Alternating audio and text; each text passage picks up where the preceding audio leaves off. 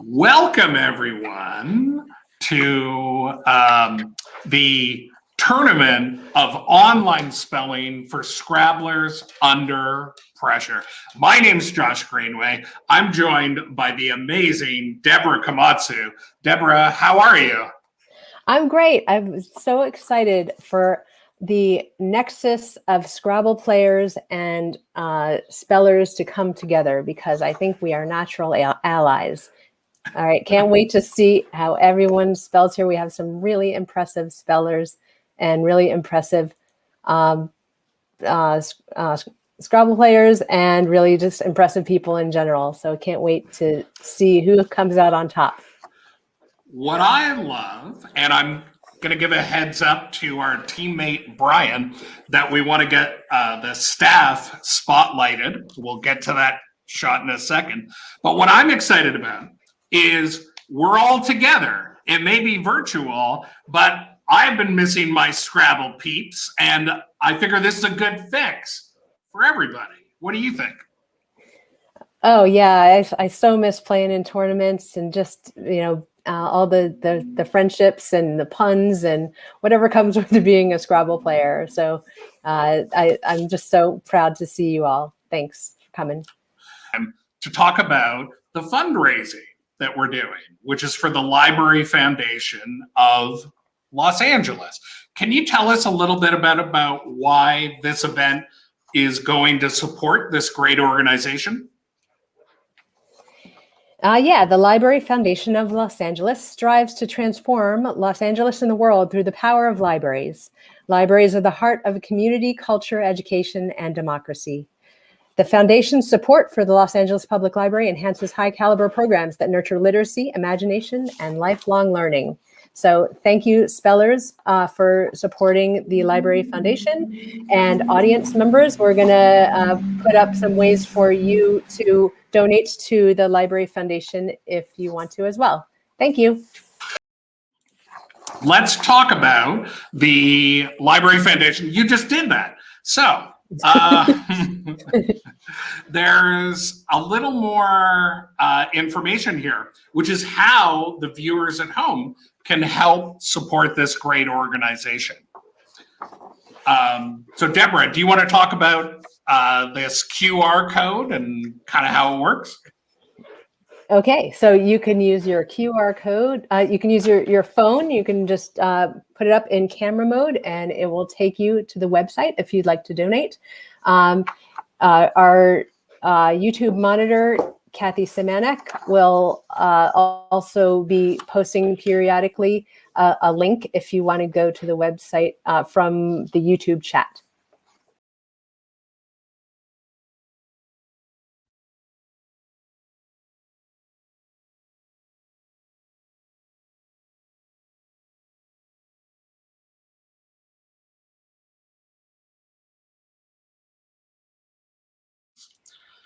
We are now going to talk, if you want to learn about the TOSSUP spellers, you can use this QR code to go to our special website where you can read a bio on all of these spellers. What else can people find at the site, Deborah?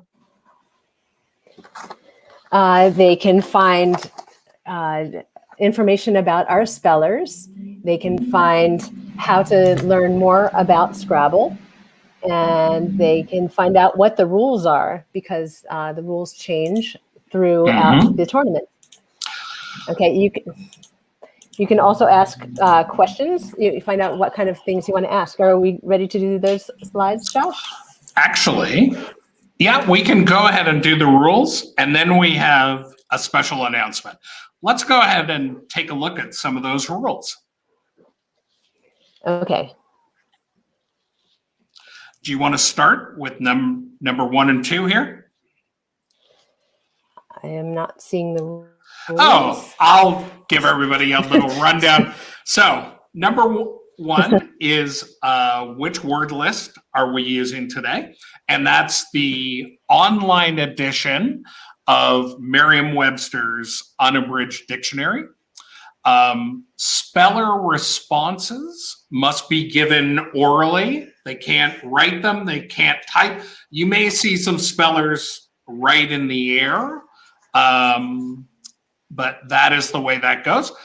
Then we're going to cover the questions that people can ask. If you've watched like the Scripps National Spelling Bee, the way it works is the pronouncer gives the word, and then the contestants can ask any of these questions. So they can ask the pronouncer to repeat the word for alternate pronunciations, definition, language, part of speech, use the word in a sentence, or may ask about a specific root of the word. And that takes us to, Deborah, do you want to talk about the spellers and whether anybody thinks anyone is using aids or any kind of added information? Go ahead. The spellers are not allowed to use any dictionaries. They can't ask a friend. They can't go on YouTube. They cannot look things up in Google. But that brings me to a point like, what if you guys want to spell words yourself? You can use the chat box of YouTube, but I recommend that you turn off your autocorrect, because that means the computer knows what's happening, but you don't. So you want to prove that you know what you're doing. So you're going to turn off autocorrect. So we'll show you that slide in a moment. It's up right now. So it'll show you whether you're on a Mac or Windows, what you have to do to turn off autocorrect if you want to make guesses in the chat. And that also brings up, what can people say in the chat box? Obviously, you can guess words, but we also are hoping that you'll cheer on the spellers, and we want to keep the chat thread as positive as possible. So, and again, thanks for being here and thanks for watching. The only other question, Deborah, is how long is the bee going to be today? Okay, we're anticipating the bee being about 3 hours. We can't say exactly because the spellers, if they keep spelling the words right, then we'll keep going. But we can pop up the list to a higher level of difficulty. And we can also say, okay, our next round is going to be our final round. And if necessary, we'll have 4 co-finalists. It depends how people are going and how the time is going. Yeah, and today is a very special day, or in fact, tomorrow is a very special day. I'm just giving a little heads up to Brian. Perfect, I can see that. And what makes tomorrow so special, Deborah? Well, tomorrow, at least 2 of our spellers, maybe more, I'm not sure, are having a birthday. And so those spellers are Desiree Engel, who will be turning 100 years old. Can you believe it? And she's here to spell. So I don't want to hear any excuses for any of you for anything. Yep. We're just about to bring up Desiree, but go ahead. Keep going. And our Los Angeles favorite, Zach Ansel, he is turning 17. So just goes to show you, Scrabble is for everyone. Absolutely. So here we go. There is Desiree, who I'm not sure if these guys can hear us. This is perfect, Brian. But we want to say hello to Desiree and Zach and happy birthday. If everybody can throw a happy birthday into the chat, that would be awesome. Very good. Excellent. And that takes us to, there's some prizes today. Is that right, Deborah? We're giving away some cash prizes for first, second, and third, right?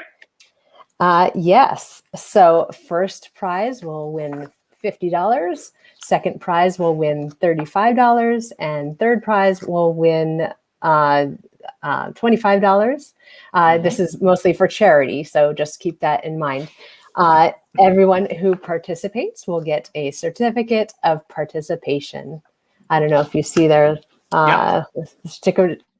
certificate of participation. Nigel wanted to join. I said, no, you're not welcome. But he's on our certificate of participation. Okay. I want to thank everybody for sticking with us through some technical difficulties, but we're going to get right into the spelling now. So, Brian, if you can set us up for spellers, we are going to go to our pronouncer, Cooper, and our first speller. Let me just let these guys know. So we're going to go to our first speller now. We want to get our judges, Cooper and Speller, up on the screen, please.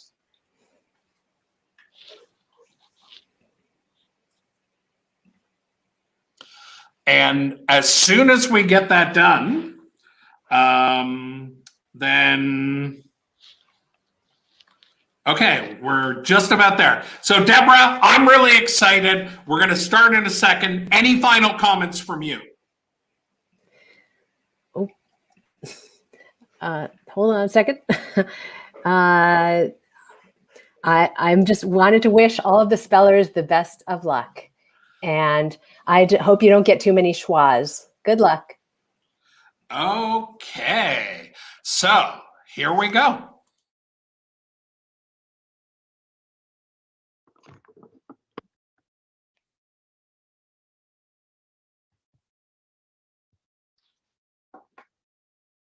All right. Welcome everybody to TOSSUP. I am happy that you are here. And I think we're just gonna start off with speller one. Okay, speller one, are you ready? Yes. Your word is whimsical. Whimsical. May I have the definition, please? Capricious, fanciful. Whimsical. W-H-I-M-S-I-C-A-L.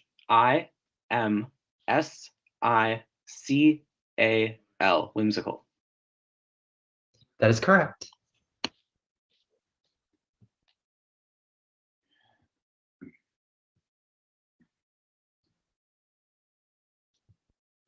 Okay, speller number two. Your word is amplifier. Amplifier. A-M-P-L-I-F-I-E-R. Amplifier. That's correct.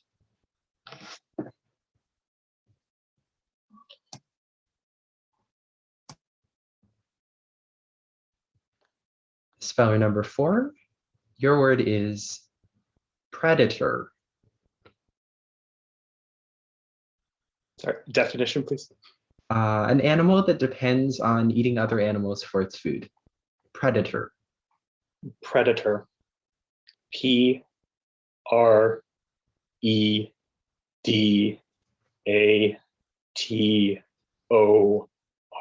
Predator.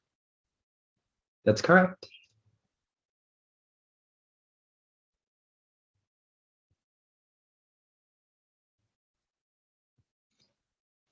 Speller number six.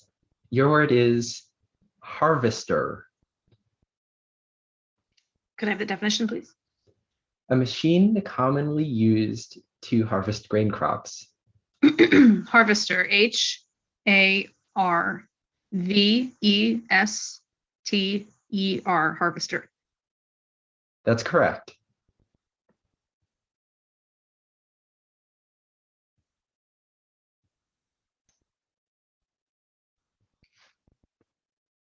Speller number seven. Welcome. Your word is romanticism. Romanticism. R-O-M-A-N-T-I-C-I-S-M. Romanticism. That's correct.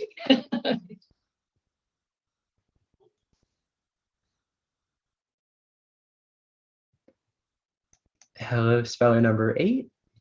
Your word is chorus. Can I have a definition, please?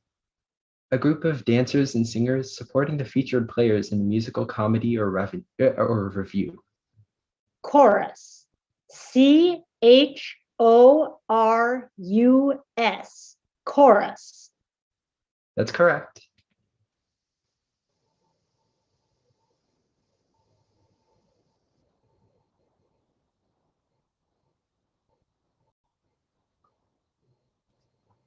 Speller number 9. Your word is lamentable. I have a definition, please. Lamentable means to be regretted, deplorable. Lamentable. L-A-M-E-N-T-A-B-L-E.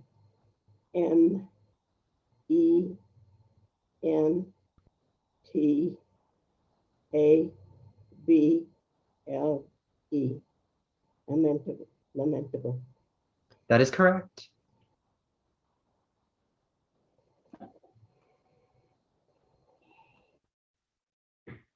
Speller number 10. Your word is cyclic. Cyclic. C-Y-C-L-I-C. Cyclic. That's correct.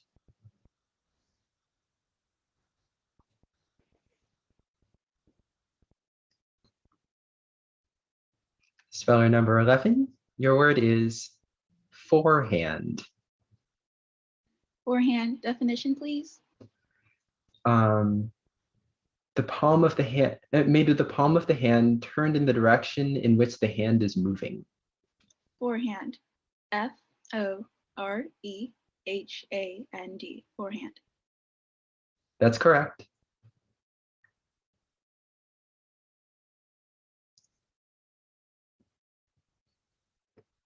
Speller 12. Your word is isotope. Isotope, definition, please. Variants of a particular chemical element which differ in neutron number and consequently in nucleon number. Isotope. I-S-O-T-O-P-E. Isotope. That's correct.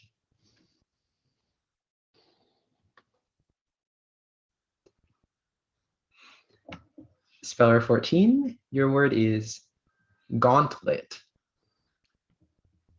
Gauntlet. G-A-U-N-T-L-E-T. Gauntlet. That is correct.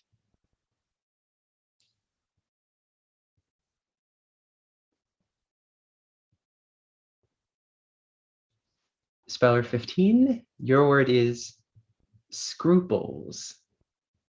May I have a definition, please? Moral principles that inhibit unethical action. Scruples. Scruples. S-C-R-U-P-L-E-S. Scruples. That's correct.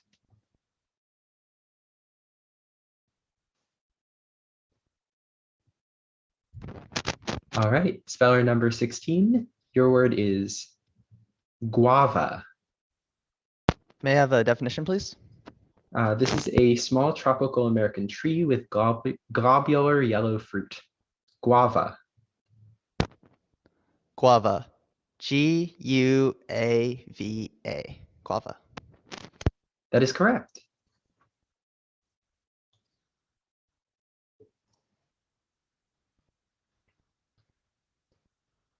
Speller 17. Your word is radioactive. Radioactive.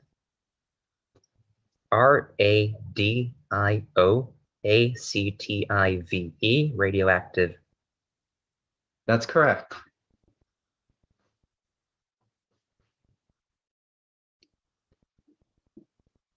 Speller 18. Your word is toucan. Toucan. T-O-U-C-A-N. Toucan. That's correct.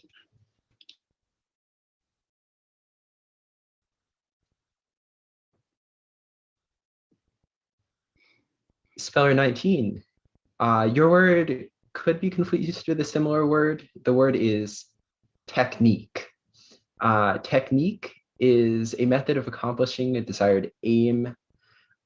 Scrabble requires more than just good luck. It requires technique. Technique. TECHNIQUE.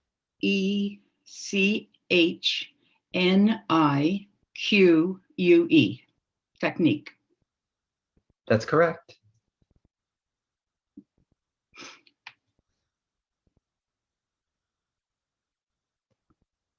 Speller number 20. Your word is initiate. Initiate. INITIATE.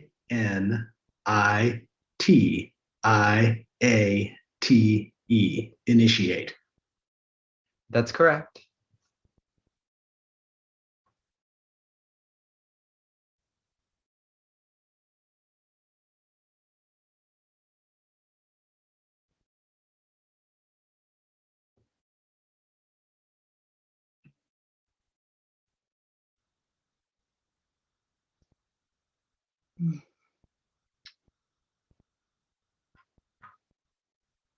Kristen dropped off, so I'm going to skip her and come back to her.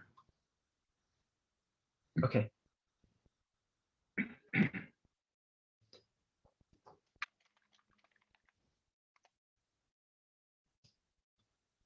All right.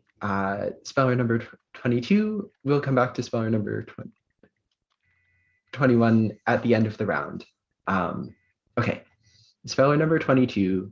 Your word is rouge. You're muted right now. I'll ask you to unmute.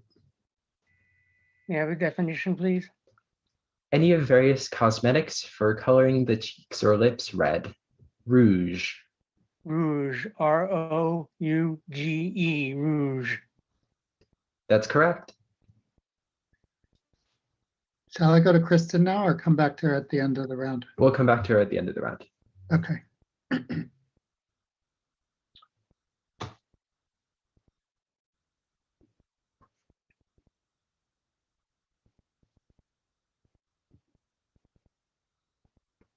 All right, speller number 23. Your word is cyan. Can I have a definition, please? Cyan is a greenish blue color. Cyan. C-Y-A-N. Cyan. That's correct.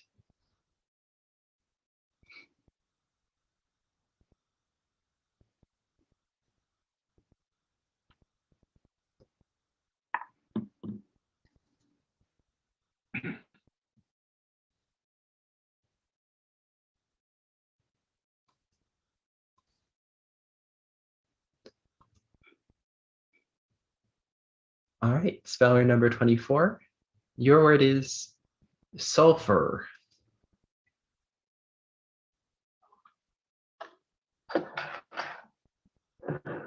Sulfur. S-U-L-F-U-R. Sulfur. That's correct. Wow.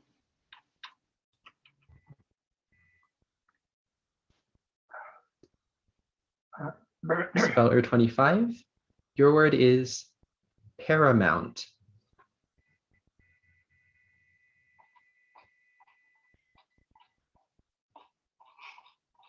I'm going to ask you to unmute. Okay. Oh, sorry. I accidentally pressed that. Could you unmute again? Okay. Can you repeat the word, please? The word is paramount. Okay. Paramount. P-A-R-A-M-O-U-N-T. Paramount. That's correct.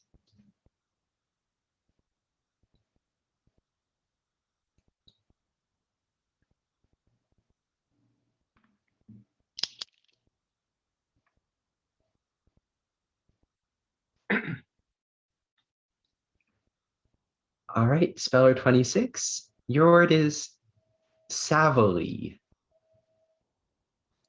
Can I have a definition, please? With perception, comprehension, or shrewdness, especially in practical matters. Savvily. Savvily. S Savily. Savily.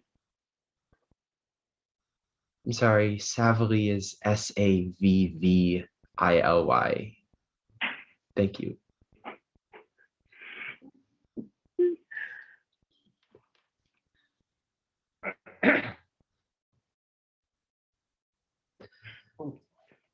Speller number 27.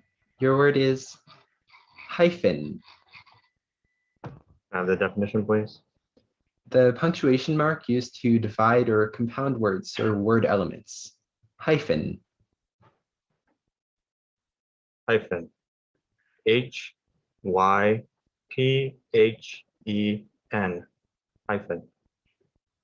That's correct.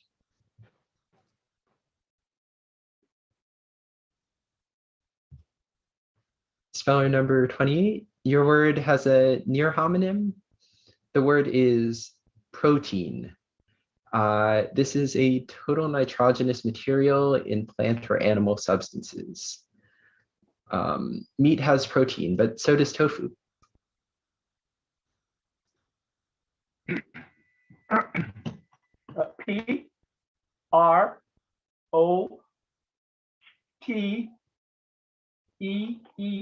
No, let me correct myself. Protein. Protein. I'm sorry, we do not, according to the rules, you are not allowed to go back and say a sequence of letters that is different from the original one. And thus we have to cut news out. I'm very sorry. Okay. Somebody's knocking on my door. Not now. Okay.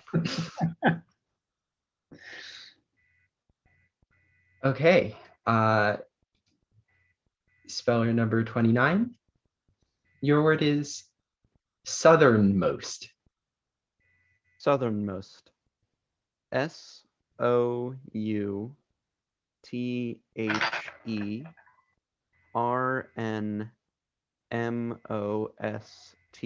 Southernmost. That's correct.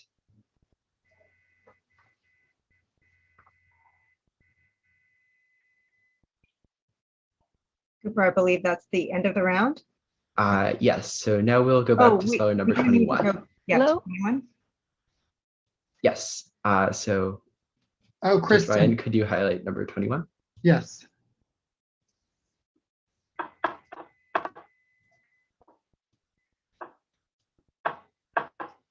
Okay, speller number 21. Your word is mortar. May I have a definition, please? A sturdy vessel in which a material is pounded or rubbed, especially with a pestle. Mortar. MORTAR. Mortar. That is correct. Okay. All right. I think we've gotten everyone correct in the first round. Okay, then Roger, number 26, and number 28, Libero. Thank you for participating in the TOSSUP Spelling Bee. You are now dismissed and may watch on YouTube. Thank you for playing. Thank you. Thank you. No. Thank you very much. Thank you.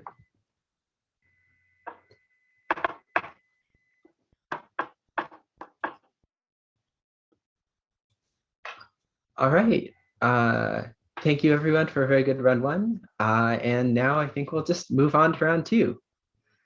And we'll start with speller number 1 again. Your word is, sorry, Judge Brian, are you ready? Yes. Okay. Thank you. Your word is tortellini. Tortellini. Can I have a definition, please? It's an alimentary paste of noodle dough cut in rounds, filled with savory fillings and boiled.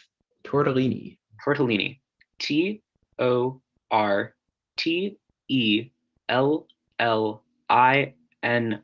Tortellini. That's correct.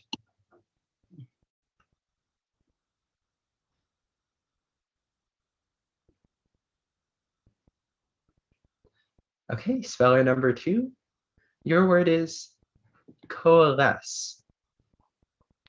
Coalesce. COALESCE.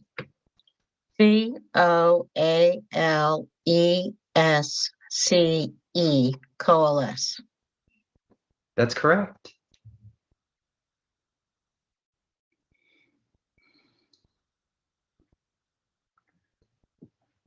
Okay, spelling number 4. Your word is amalgam. Amalgam, definition. This is a combination or mixture of different elements. Amalgam. Amalgam. AMALGAM.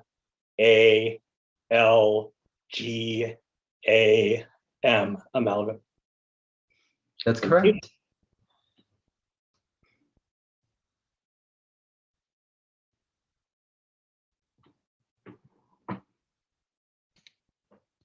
Okay, spelling number 6. Your word has a near homonym. The word is manacle. This is a shackle for the hand or wrist, a handcuff. The manacle closed too tight and chafed his wrist. Manacle. Manacle.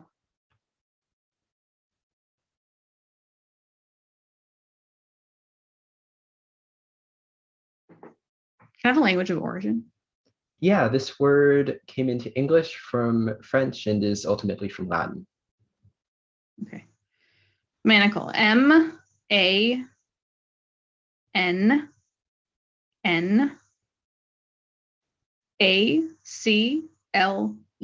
Manacle. I'm sorry, manacle is MANACLE. Very good job.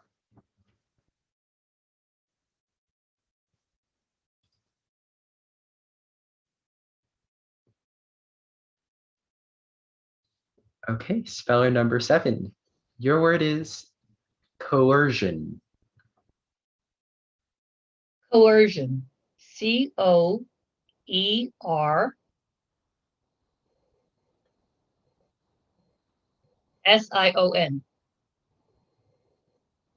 Coercion. I'm sorry, coercion is COERCION.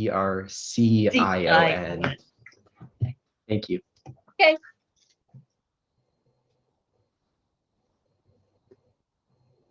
Okay, speller number 8.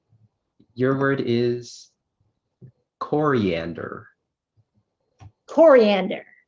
CORIANDER. Coriander. That's correct.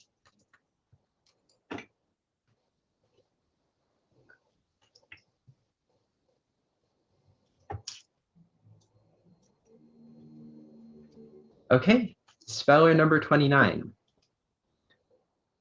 Your word, sorry, number 9. Yes. Your word is chaperonage. Chaperonage. May I have it in a sentence, please? You absolutely may. She was strict in her chaperonage of the girls. Chaperonage. CHAPERONAGE.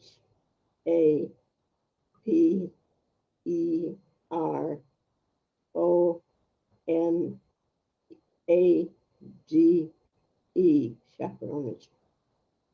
That's correct.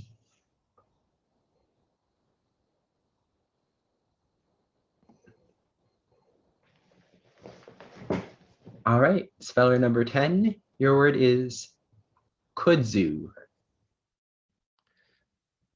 Kudzu. KUDZU. Kudzu. That's correct.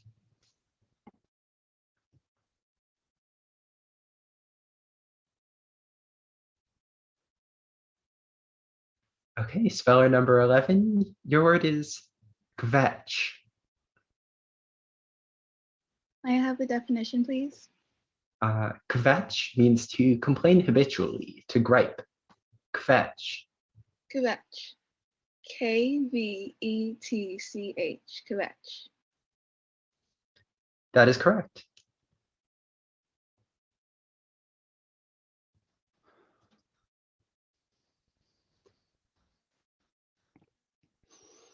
All right, speller number 12. Your word is mollusk. Definition, please. This is a class of invertebrate animals, such as snails, clams, or squids, with a soft body, usually in a calcareous shell. Mollusk.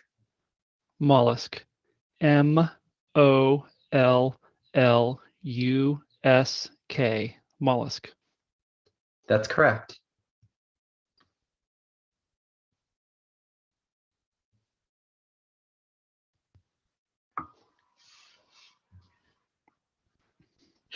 Speller number 14. Your word is quotidian.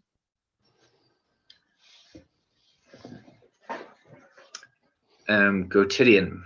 Could you say that again for me? It's probably my pronunciation. Quotidian. Yes. Can I have a definition, please? This word means occurring every day. Quotidian. Okay. Quotidian. QUOTIDIAN.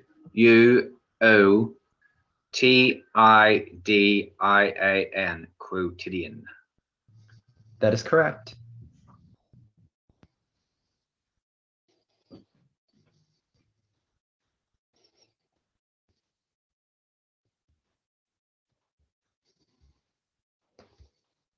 Speller number 16. Your word is garçon. Can I have a definition, please? A serving man, especially a waiter in a French restaurant. Garçon. Okay. Garçon. GARSON. Garçon. I'm sorry, garçon is GARCON. Thank you. Spelling bee.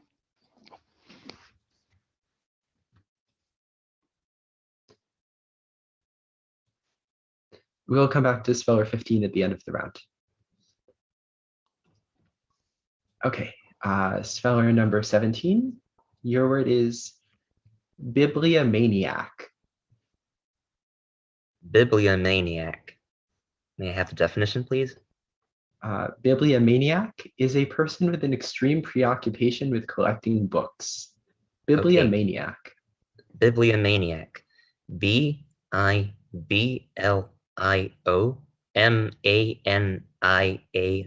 Bibliomaniac. Bibliomaniac. That is correct.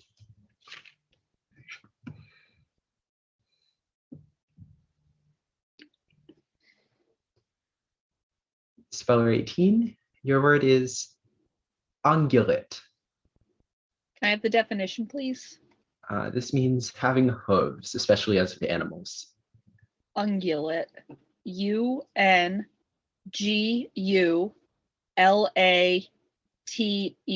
Ungulate. That is correct.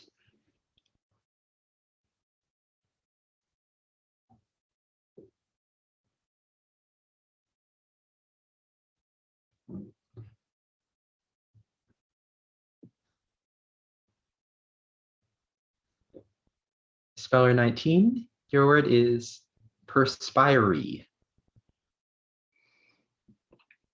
Could you pronounce that again? Perspiree. And definition? Perspiree means sweaty. PERSPIREY?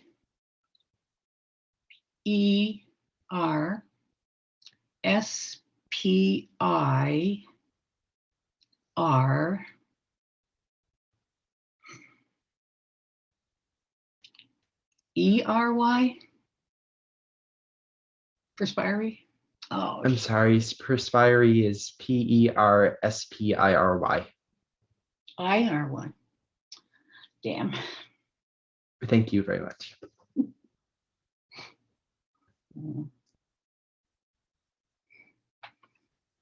Speller number 20. Your word is oology.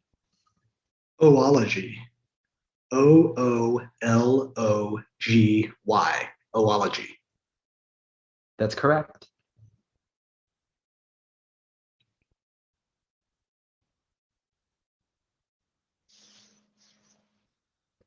Speller 21. Your word is bucolic. Can I have a definition, please? Bucolic means of or relating to shepherds or herders. Pastoral.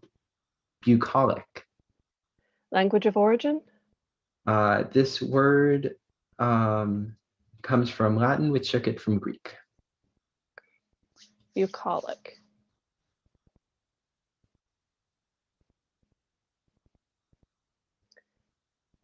Bucolic. B-U-C.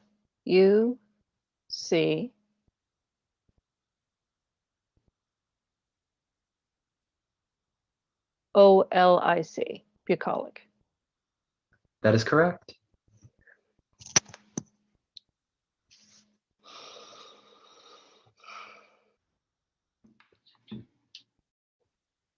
Speller 22, your word is stigmatize.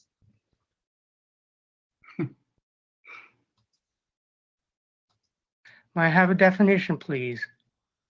Stigmatize means to describe or identify in opprobrious terms. Stigmatize. Stigmatize. S-T-I-G-M-A-T-I-Z-E. Stigmatize. That's correct.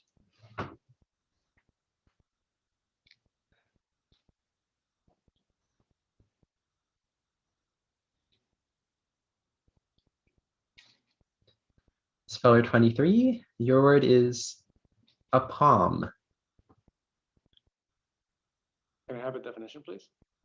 Complete confidence or assurance in oneself. Aplomb. Will you pronounce it again? Aplomb.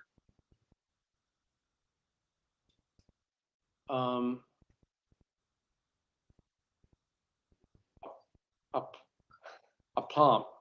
A-P-L-O-M-B. Aplomb. That's correct.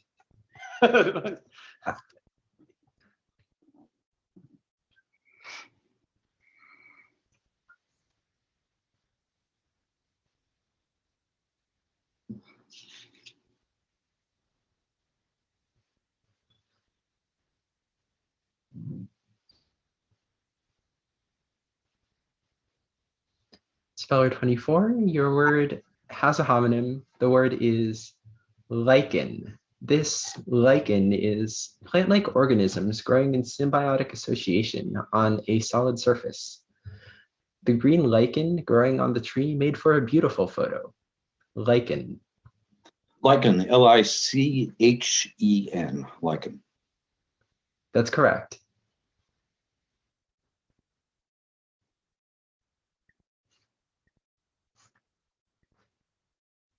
Speller 25, your word is paucity.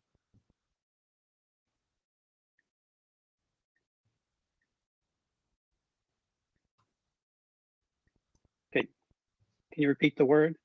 The word is paucity. Okay, paucity. P-A-U-C-I-T-Y. Paucity. That's correct.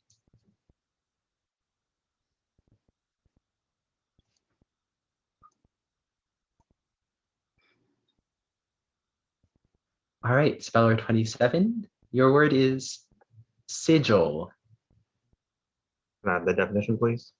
A sigil is a seal or a signet. Sigil. Sigil. S-I-G-I-L. Sigil. That's correct.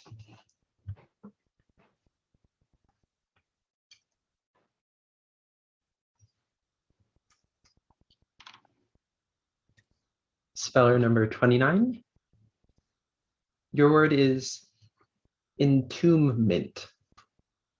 Entombment. May I have the definition, please? This means burial. Entombment. Entombment. E-N-T-O-M-B-M-E-N-T. Entombment. That's correct. All right, and I think now we'll go back to Speller 15. I think Speller 16 spelled, yeah.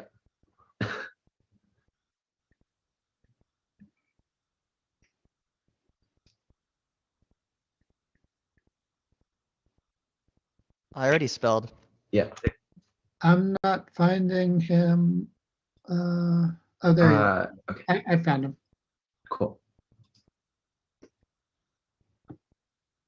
All right, speller 15. Your word is turpentine. Turpentine. Turpentine. Turpentine. That's correct.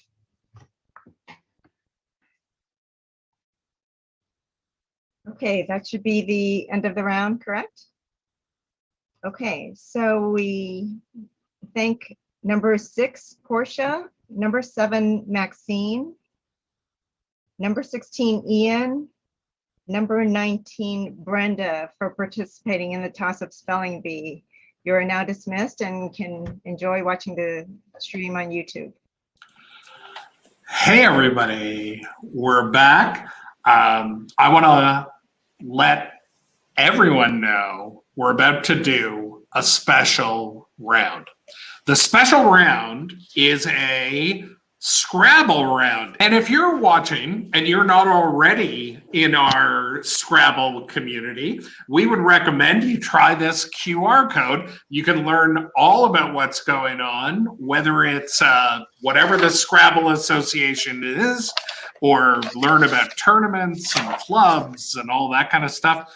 Check it out if you're enjoying. And if you're liking the broadcast, give the broadcast a like, give the channel a subscribe. We would appreciate that. That helps us bring more content like this. So, Deborah, anything else you want to say about the Scrabble round or how things are going? Or we had some great spellers who got tripped up on a couple of words. Any final thoughts for them? It is much harder than it seems when you're the one in the spotlight. So let's, give them a round of applause. Thank you for being brave. That's right. Okay, we are now going to go to our special Scrabble round. So spellers, let's go. All right. As you may have heard Josh and Deborah say, this round will be made up of words used commonly in Scrabble. All right, so I guess we'll just start again with round one. Speller one. Speller number 1, your word has a homonym. The word is ot. This is an obsolete coin of Siam worth 1/64th of a tikal. I didn't have enough ot to buy that pad thai. Ot. A-T-T, ot. That's correct.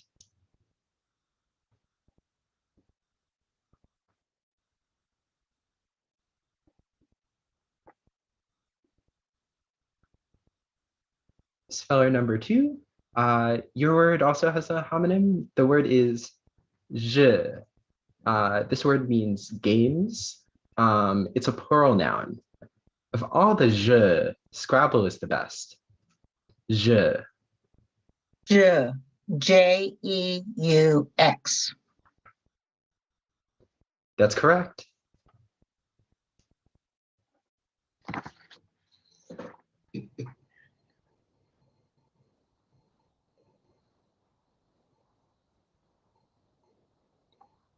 All right, speller number 4. Your word is hefe. Say again, please. Hefe. Oh, hefe. Definition. This word means a chief or a leader. Hefe. Okay, and language of origin? This word comes from Spanish, which took it from French. Hefe. J-E-F-E, hefe. That's correct.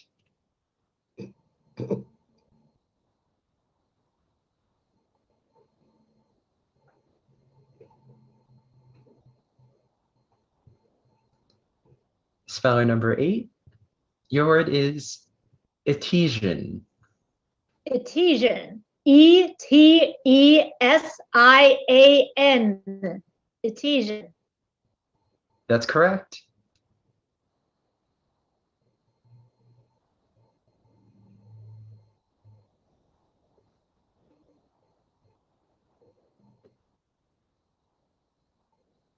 Speller number 9, your word has a homonym. The word is bijou. Bijou is a singular noun, and it means a small ornamental piece of delicate workmanship and fine material. On special occasions, she wore the little bijou that used to belong to her grandmother. Bijou. Is it singular? Would you repeat that? Singular or plural? It's a singular noun. B-I-J-O-U.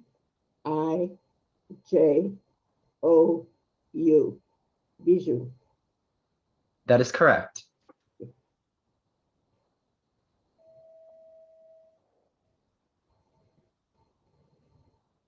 Okay, speller number 10. Your word is zist. Definition, please. Zist is a long and open portico used especially by the ancient Greeks or Romans for athletic exercises. Zist. Zist. X-Y-S-T. Zist. That's correct.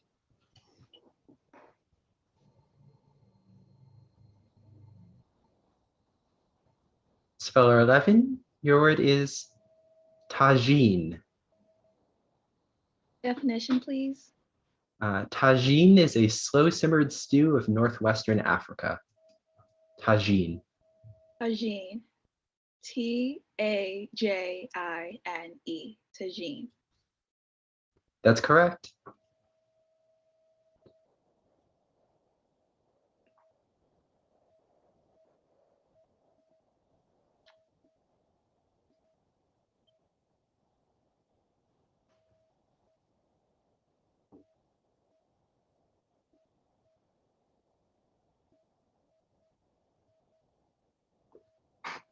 Speller 12, your word is kea.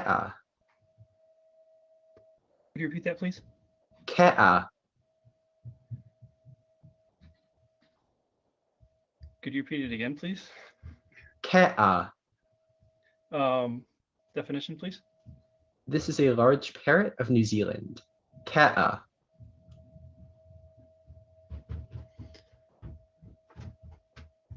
I'm going to ask the origin, but is it New Zealand? Yes, this is from Maori. Ke'a, am I saying that right? As far as I can hear, you are. Ke'a.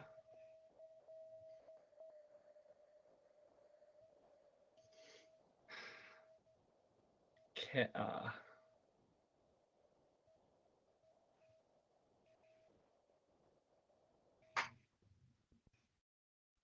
Ke'a. K-E-A? Ke'a?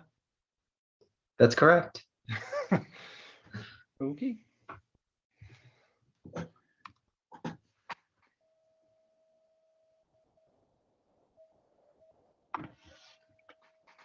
Speller number 14, your word is kof. Okay, can I get a definition? Yes, this is the 19th letter of the Hebrew alphabet. Kof.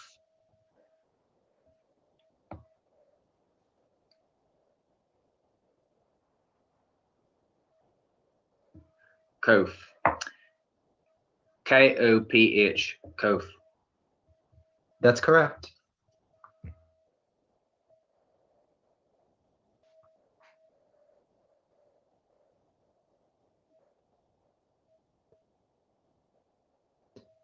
All right, spelling number 15. Your word has a homonym. The word is moo. This moo is a little grimace, as of distaste or playful impudence. She was pleased by her clever response and punctuated it with a little moo. Moo. M-O-U-E. Moo. That is correct.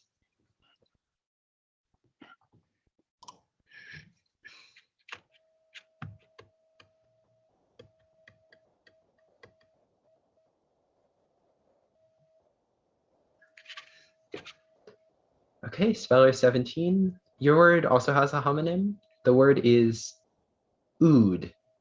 This oud is a musical instrument of Southwest Asia and Northern Africa, resembling a mandolin. She was hypnotized by the tinkling sound of my oud. Oud. Oud. O-U-D. Oud. That's correct.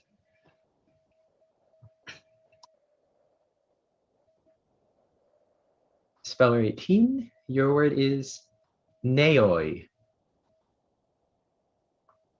I have the definition, please. Ancient temples or shrines. Neoi. Naoi. N-A, excuse me, N-A-O-I. Naoi. That's correct.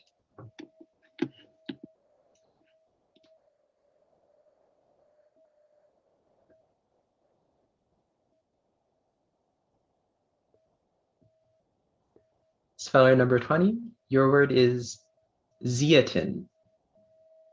Zeatin. Z-E-A-T-I-N. Zeatin. That's correct.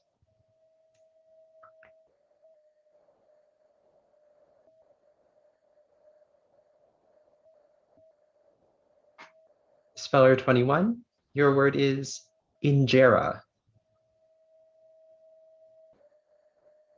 Injera. I-N-J-E-R-A. Injera. That's correct.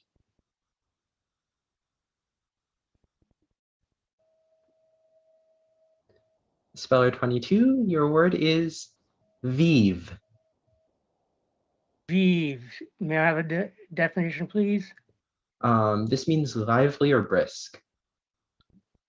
And language of origin? This came from French from Latin. Vive. Vive. V-I-V-E. Vive. That is correct.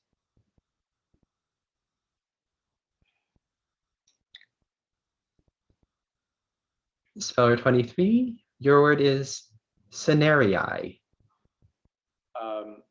Could I have the definition, please? Scenarii are verses of 6 feet in Latin prosody, especially the classical iambic trimeter. Scenarii. Scenarii. S-E-N-A-R-I-I. Scenarii. That's correct.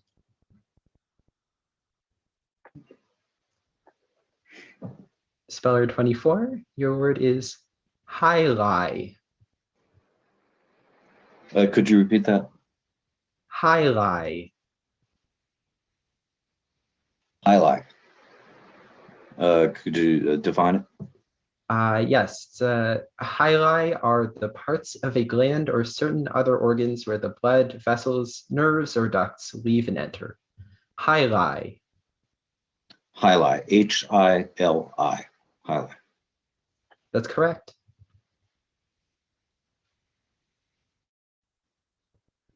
Speller 27, your word is aioli. Have the definition, please. A mayonnaise flavored with garlic. Aioli. Aioli. A-I-O-L-I. Aioli. That's correct.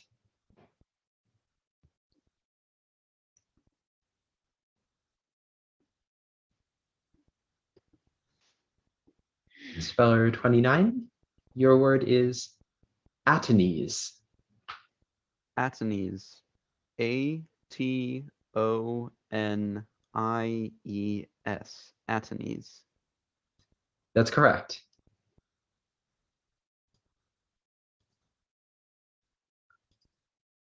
All right, we have a possible comment about number 25.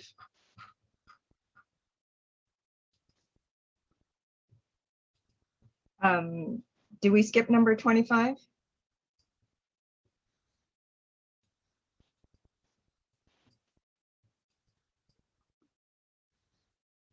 All right, speller number 25. Just to confirm you have not spelled. Yes, okay. Your word is absorbabilities. Okay. Absorbabilities. ABSORBABILITIES.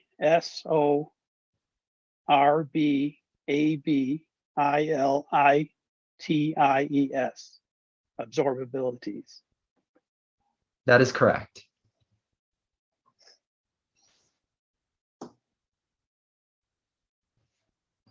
I think we got everyone in this round. If not, send me a chat. Okay, no one was eliminated, so everyone moves on to round 4. Yay! I predict that the words will get harder. Yeah, so the thing about a spelling bee is that we can only have one. So, well, we'll see about that. But we have to work our way downward. So the only way we can get rid of you is to make words that are just too hard. So we're ramping up a little bit right now. Okay, we are going to now meet the speller. So, Hello, I'm Jem. I'm from Los Angeles, California. Hi, I'm Judy Cole from Levittown, PA. Hi, I'm Jason. I'm from Princeton, New Jersey. Hello, Mina Lay from Montclair, New Jersey. Seth from Hopkinton, Massachusetts. Hi, I'm Cherish, and I'm from Houston, Texas. Hi, I'm Joe, and I'm from Piqua, Ohio. Hi, I'm Rick. I live in London. I'm originally from Belfast. Hi, I'm Bob, and I live in Leesburg, Virginia. Hi, I'm Wolfram. I'm in Singapore. I was previously in Los Angeles, California, attending college. Hi, I'm Jamie from Augusta, Maine. Hi, I'm Jeff from Elgin, Illinois. Hi, I'm Kristen, and I'm from Toronto, Ontario, Canada. Hi, I'm Joel Hess, originally from Pennsylvania, but I now live in Portland, Oregon. Hey, I'm Cesar Del Solar, and I'm in Montclair, New Jersey. Hi, I'm Joel from Reading, Massachusetts. Hi, I'm Trenton Charleston from Columbus, Ohio.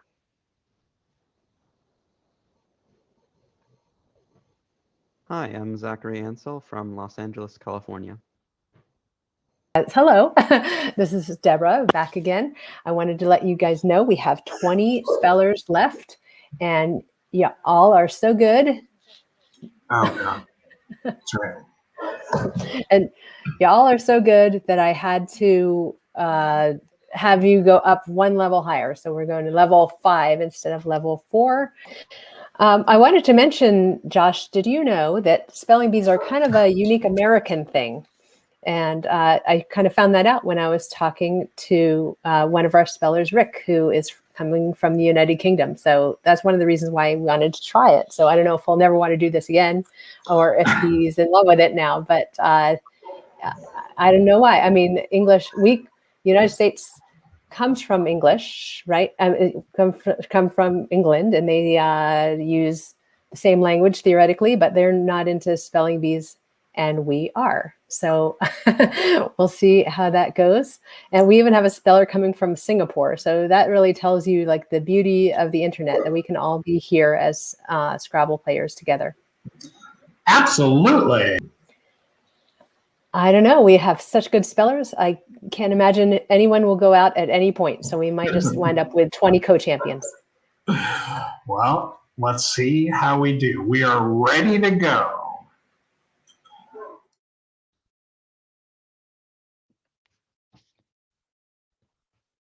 All right. I think we are ready to start round 4. Judges, just to confirm, we'll be using round 5 words. All right. We'll start with spelling number 1. Your word is, your word is Kia Kia. Kia Kia, could I have a definition, please? This is a small fusiform Carangian fish, also called round scad. Language of origin, please.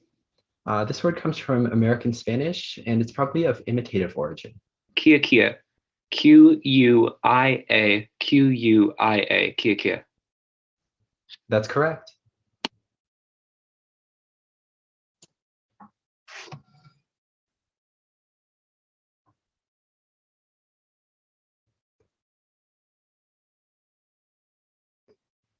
Speller number 2, your word is scienter.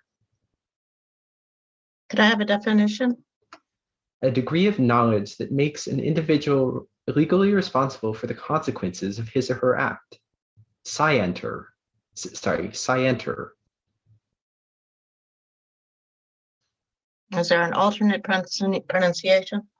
That's the only one I have. Scienter. Scienter. Scienter. Scienter. SCIENTOR.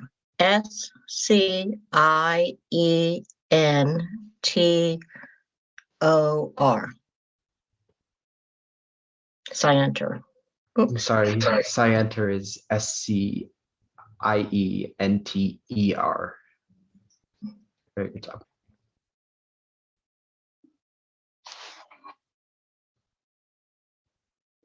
Good. Spelling number 4, your word is massilency. Repeat the word, please. Massilency. Massilency. Definition? The quality of being lean or thin. Massilency. Massilency. Language of origin, please. This word comes from Latin with an English suffix. Okay. Use it in a sentence, please. Yes. His massilency was caused by his depression, which was caused by a lack of interest in eating. Which caused.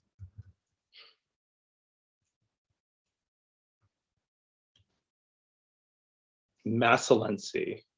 Are there alternate pronunciations? That's the only one I have. Massilency. Okay, repeat the definition again, please. The quality of being lean or thin. Massilency. Massilency.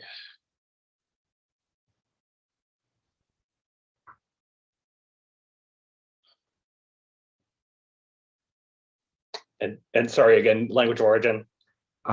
This word comes from Latin plus an English suffix. Massilency. MASSULENCY.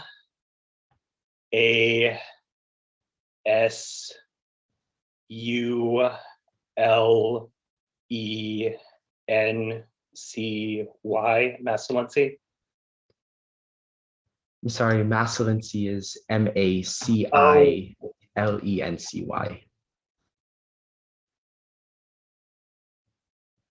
Thank you.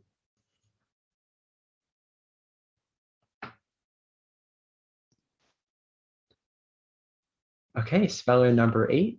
Your word is Quechua. Quechua. Can I have a definition, please? Quechua is a language that is widely spoken by indigenous peoples of Peru, Bolivia, Ecuador, Chile, and Argentina. Quechua.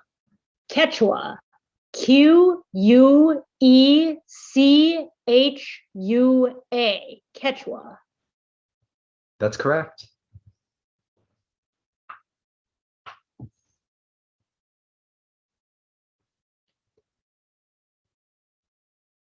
Speller 9. Your word is chaton. Chateau. No. Listen to me again. Okay. Chaton. Chateau. Chaton. Yes. Could you use it in a sentence, please? Yes. The emerald fell out of my rings, chaton, and onto the garbage disposal. Into. Could you repeat that, please? The sentence? Or the word? Could you please repeat the sentence? The emerald fell out of my rings, chaton, and into the garbage disposal.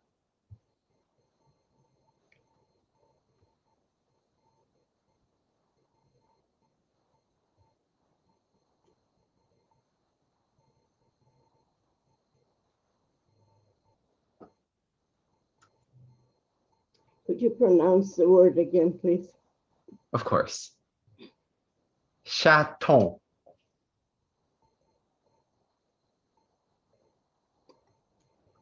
SHATOED.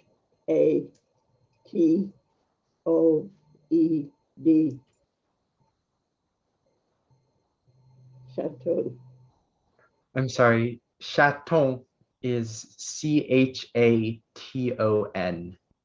Chaton.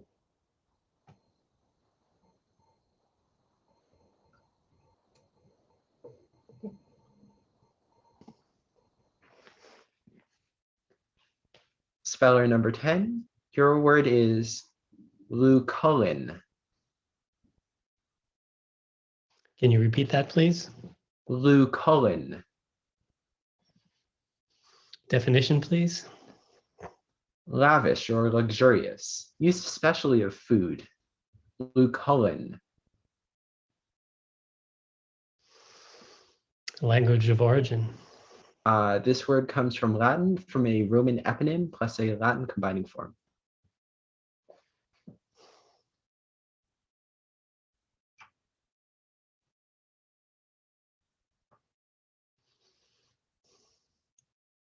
Lucullen. Lucullen. Is that close? I don't hear anything wrong with what you're saying. Okay, thank you. Thank you. Simply do not know. Leucullin.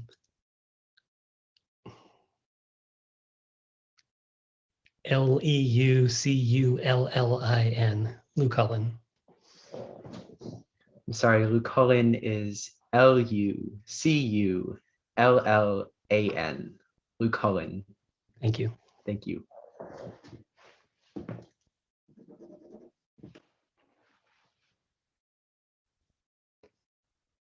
Spelling number 11. Your word is viuva. Can you please repeat the word? Viuva. Definition, please. This is a California rockfish of a reddish color. Viuva. Language of origin. This word comes from Portuguese, which took it from Latin. Viuva. Viúva.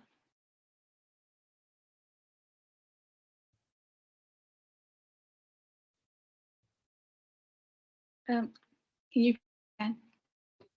Could you say that again? can you please repeat the word? Yes, the word is viuva. Viúva. Viuva. Viúva. That's correct.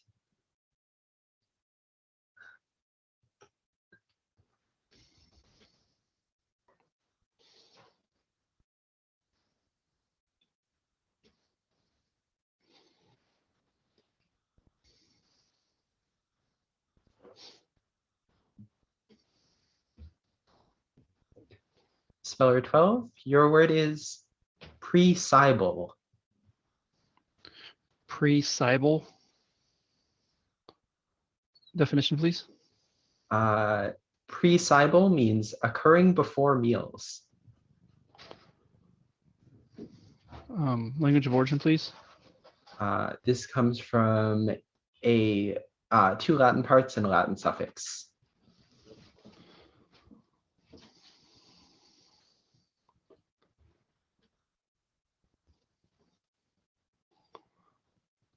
Could you use it in a sentence, please? Of course.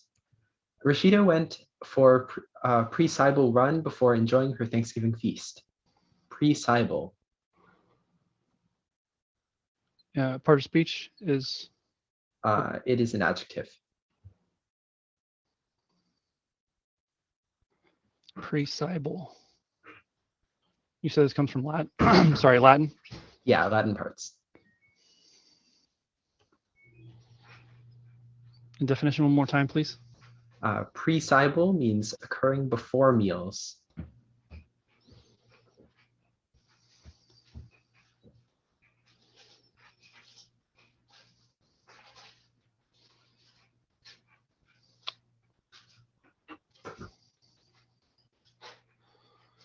Pre-cybal.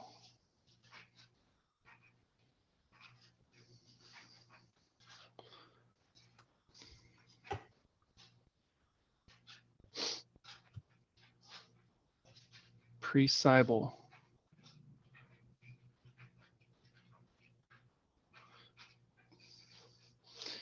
P-R-E.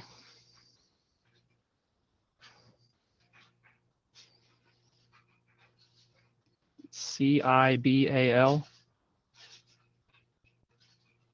That's correct.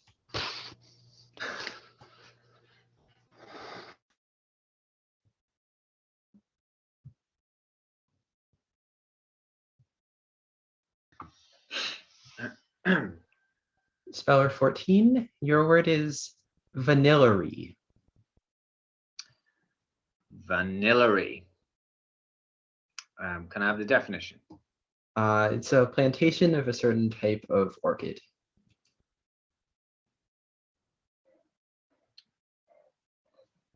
Vanillary. Is it a noun? It is a noun.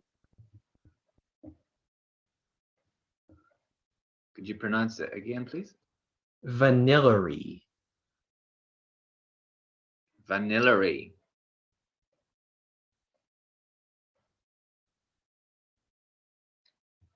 And the language of origin? This word came into English from French, a French word and a French suffix.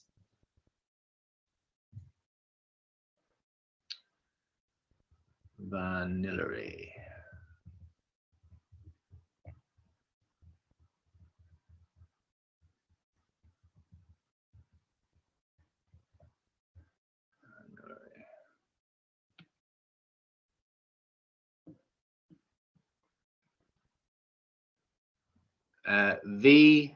Vanillary. V-A-N-I-L-L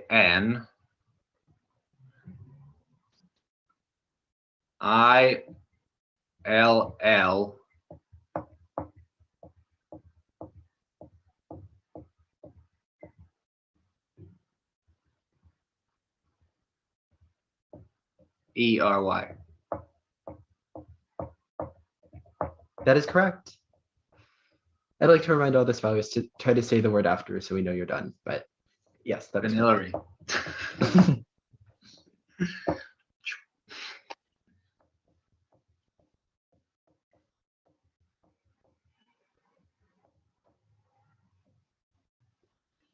Speller 15, your word is thalassography. Could you say that again, please? Thalassography. A definition, please. Thalassography is oceanology, especially relating to seas and gulfs. Thalassography.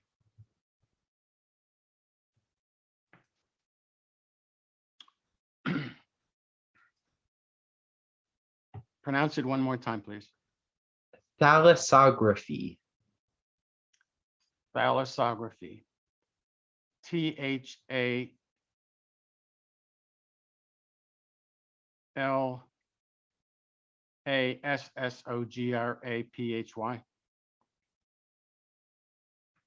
That is correct.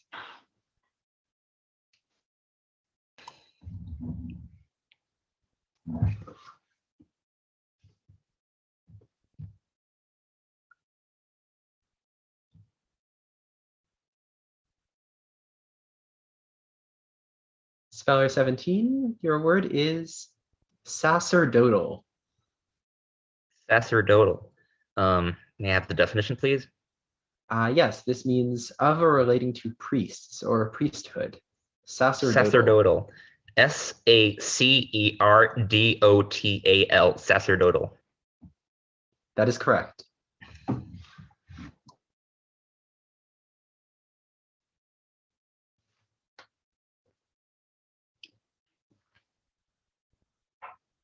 Speller 18, your word is farthingale. Could you please pronounce it again? Farthingale. Can I have the definition, please? This is a support worn especially in the 16th century beneath the skirt to swell out and extend it at the hip line. Farthingale. Can I have the language of origin, please?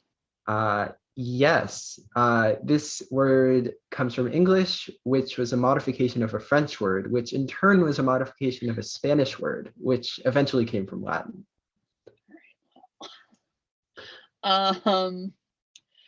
Farthingale. Let's just give it a shot here. Farthingale. FARTHENGALE.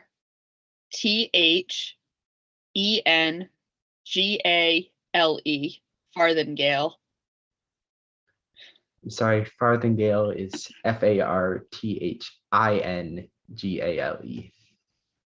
Thank you.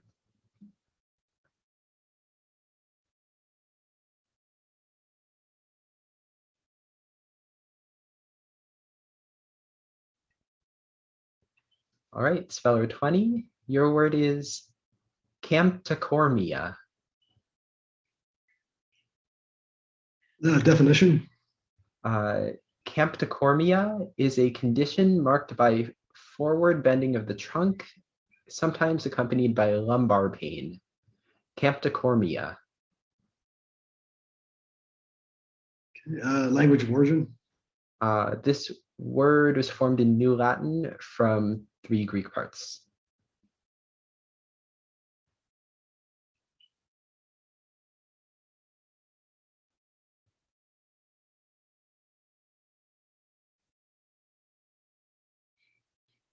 Okay. Camptocormia. CAMPTICORMIA. Camptocormia. Sorry, Never heard it in my life. CAMPTOCORMIA. Oh, one letter off. Okay. Thank you.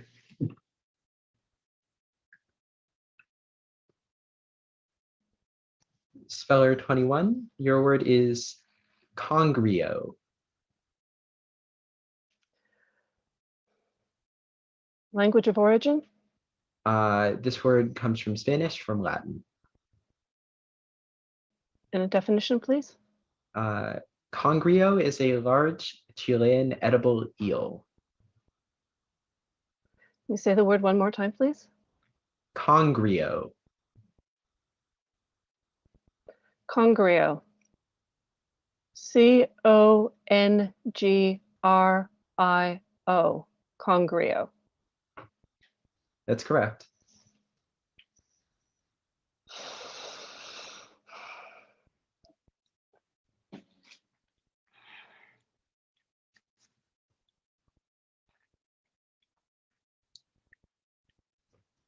Speller 22, your word is babelize. Babelize. Can you give me a definition, please? It means to confuse, especially through the mingling of markedly different cultures. And language of origin? It is, it's a biblical place name plus an English combining form.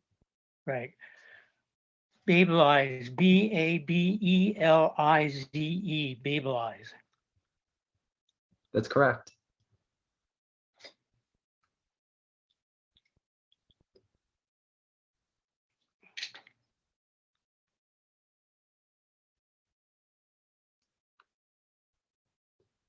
Speller 23, your word could be confused with a similar word. The word is parcheesi. It's a board game adapted from an ancient board game resembling backgammon. Why play parcheesi when you could play Scrabble?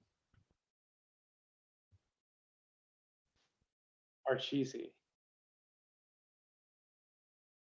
PARCHEESI. Parcheesi. That's correct.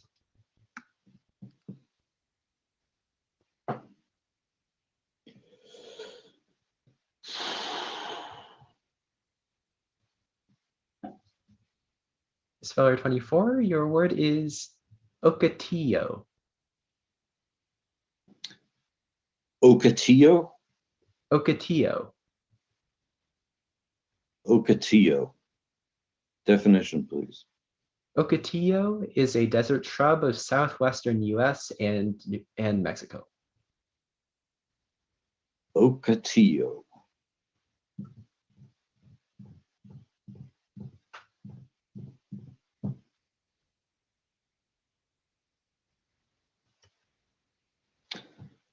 Ocatillo.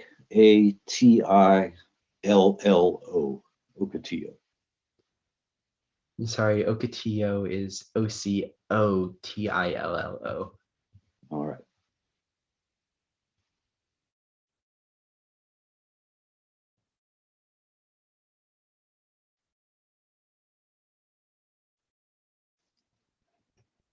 Speller 25, your word is waveson. Have definition. Waveson are goods that after a shipwreck appear floating on the sea. Waveson. Okay, Waveson. Waveson. Waveson. That's correct.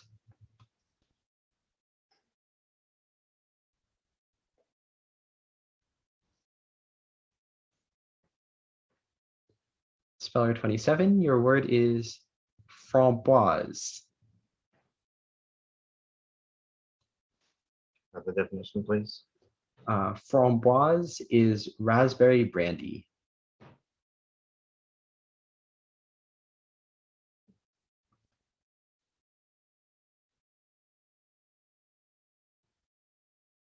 Language of origin, please.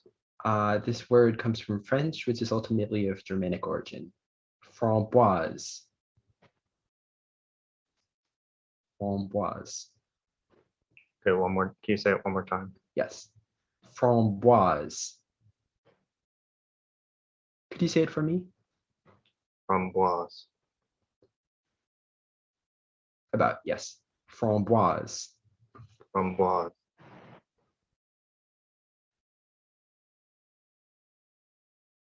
Framboise. Framboise.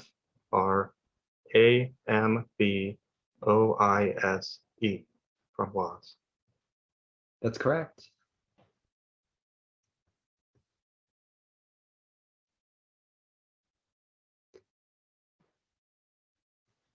Speller 29, your word has a homophone. Your word is interosseous. It is a muscle inserted into the base of the first phalange. It is a noun. When he fell down the stairs, he ripped his interosseous. Interosseous. Can I get the language of origin, please? Yes, this word was formed in New Latin from a Latin part that passed from Greek into Latin, and a Latin combining form. Interosseous.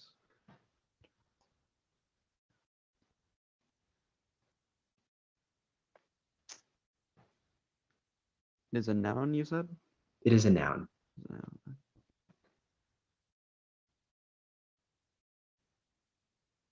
Interosseous. INTEROSSIUS.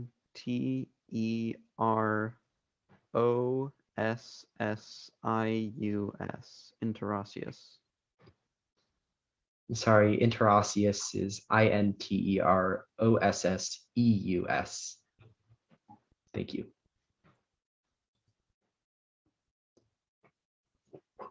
Okay, I believe we went through everyone. And we actually have to say bye to several spellers this round. Number 2, Judy. Number 4, Jason. Number 9, Desiree. Number 10, Seth. Number 18, Jamie.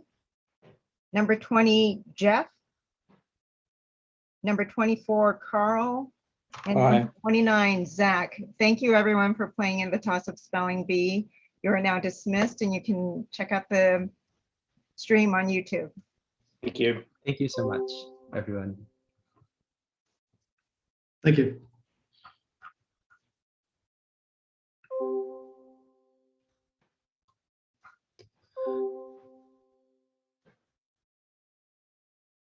All right. Are we ready to start round 5? Or should we wait a minute?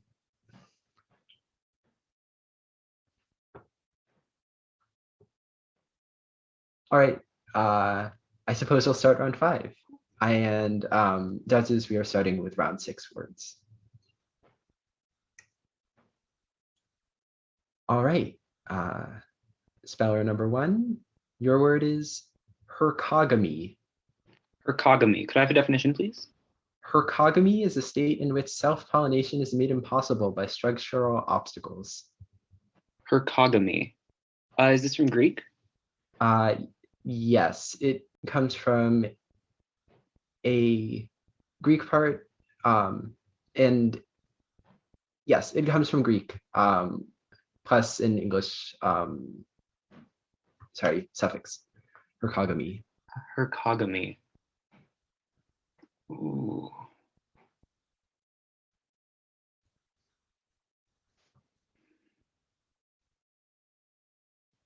Hercogamy. This is a weird guess. Does it come from the Greek root herco meaning goat? It does not. Does it come from the Latin root herco meaning goat? It does not. Okay.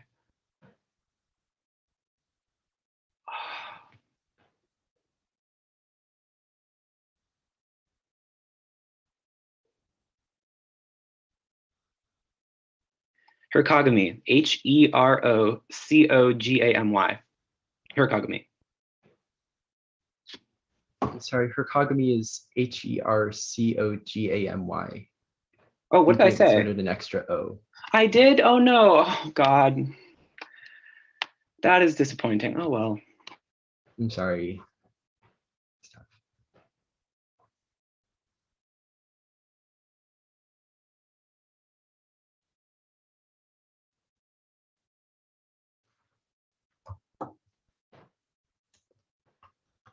All right, speller number 11, your word is frajo.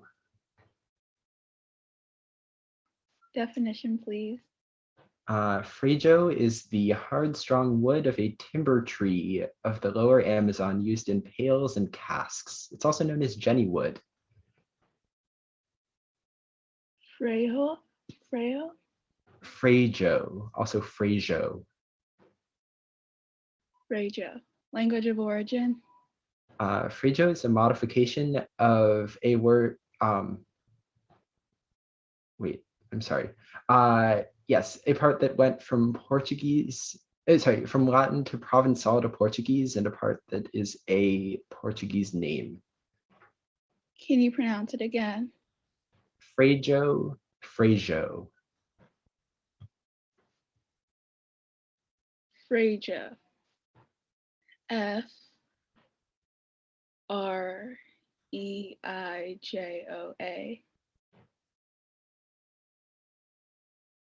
I'm sorry, frajo is F-R-E-I-J-O. Thank you. I skipped Mina by mistake, so I'm going to add her in now. Can we do this at the end of the round? Sure. Okay.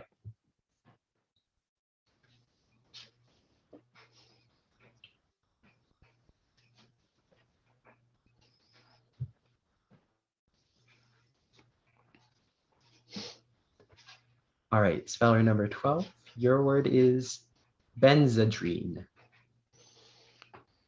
Can you say it again, please? Benzedrine.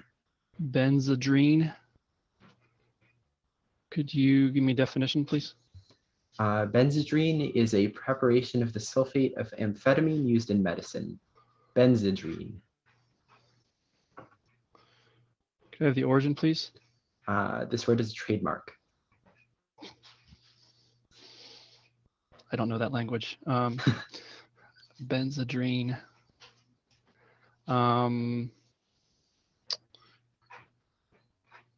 Any other pronunciations? That is the only one I have here. Benzedrine. Can you use it in a sentence, please? Yes. Benzedrine is used primarily to treat ADHD, narcolepsy, and obesity. Benzedrine.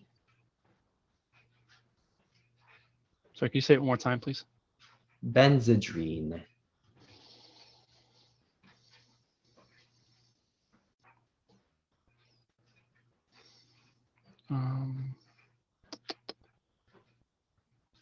Benzedrine. Benzedrine.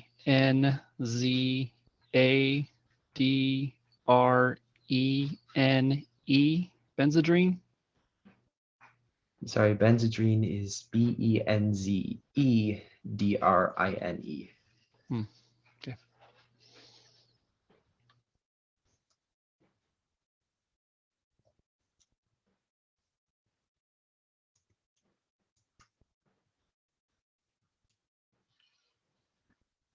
All right, speller 14. Your word is Balbriggan. Balbriggan. Yeah. Definition? Balbriggan is a plain stitch knitted cotton fabric used for underwear, hosiery, or sweaters. Balbriggan. Yeah. Language of origin? Balbriggan is from an Irish place name.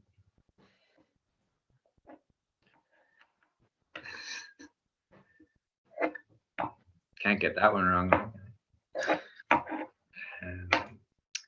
Balbriggan. Balbriggan. Balbriggan. That's correct.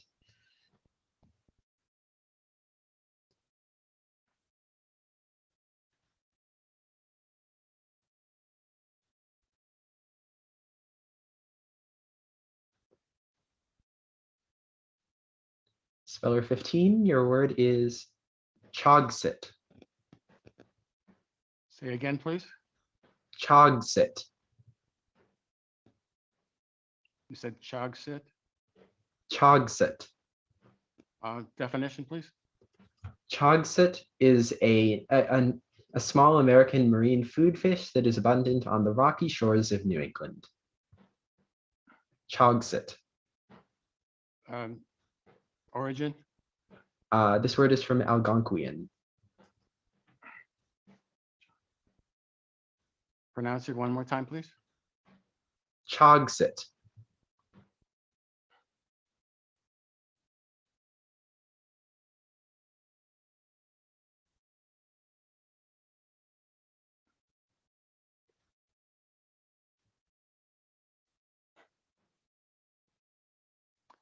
Chogsit. Chaugsit.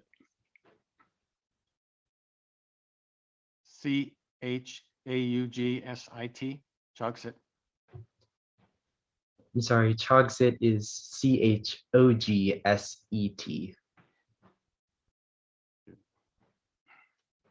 Thank you. Speller 17, your word is malentendu. Oh, gee. Could you say that again, please? I want to make sure I get this right. Malentendu. May I have the definition? Malentendu is a failure to understand properly. Ah. Is it from French? Yes, it's from two parts that both went from Latin into French. Okay, I know what it is in French, but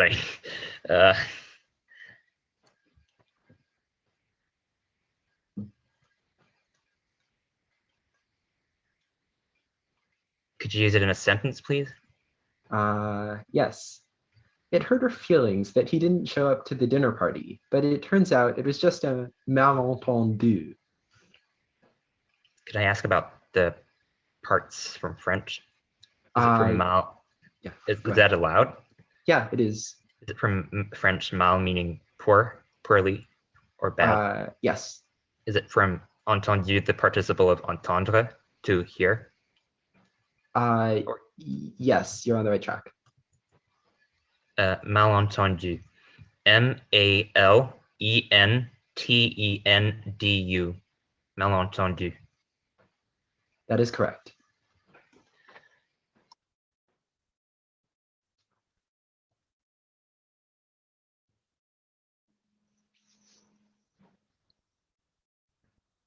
All right, speller 21. Your word is Stackhausia.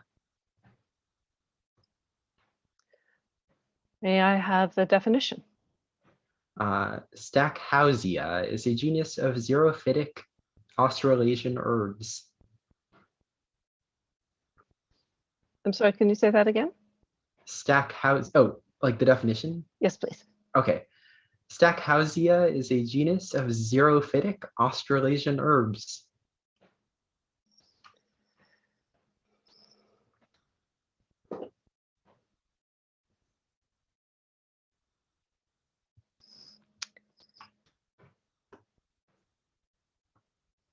Stackhausia.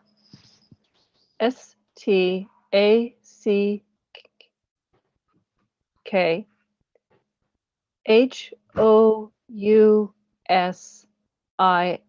Stackhausia. That is correct.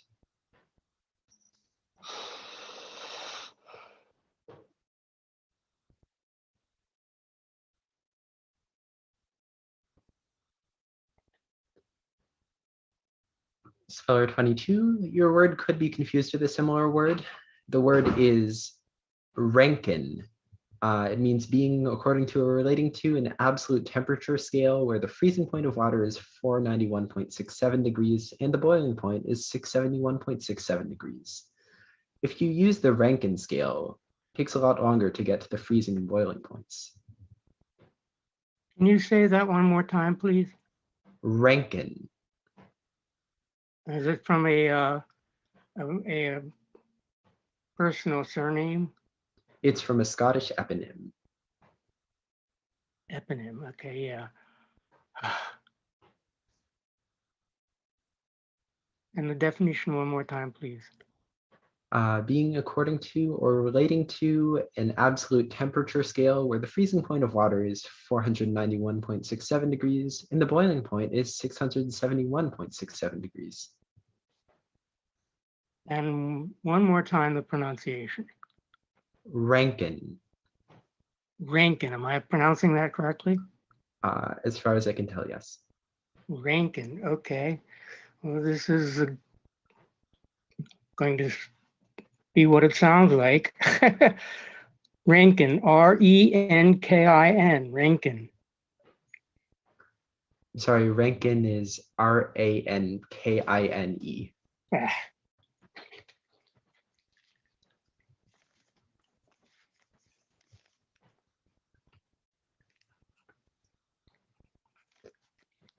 All right, speller number 23, your word is pantasocracy. Pantasocracy. Could I have a meaning? Yes, pantasocracy is a utopian community in which all rule equally. In which all what? Rule equally. And could you just pronounce it one more time? Pantasocracy.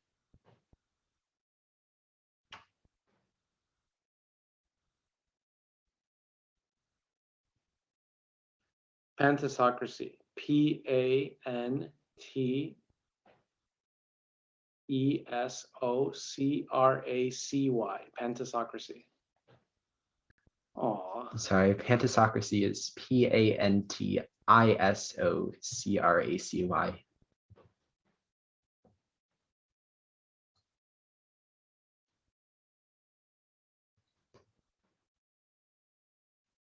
Okay, speller number 25, your word is paronychia.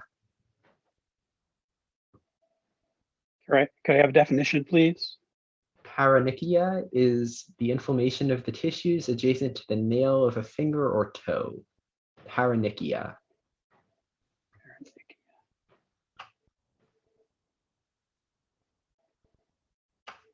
Okay, paronychia, P-A-R-A-N-I-C-H-I-A,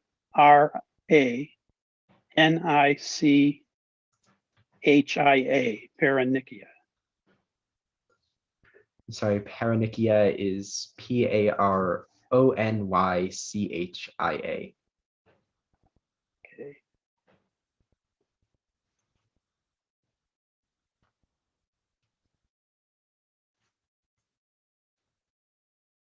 Okay, speller 27, your word is ensigncy. Can you say that again, please? Ensigncy. Have the definition? Yes. Ensigncy is the office of a member of the Navy or Coast Guard.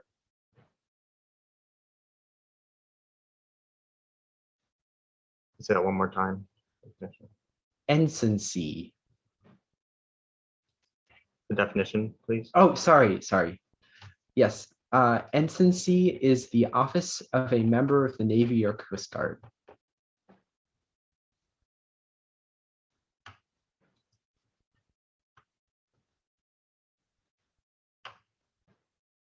Ensigncy. Did I say that right? As far as I can tell, you are. Ensigncy. E-N-S-I-G-N-C-Y.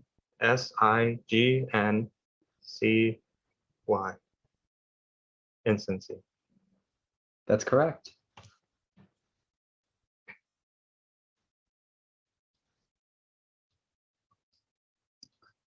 All right. And we are going back to speller number 8 as we skipped her in the beginning of the round. Okay, speller number 8, your word is raclette. Raclette. R-A-C-L-E-T-T-E. Raclette. That's correct.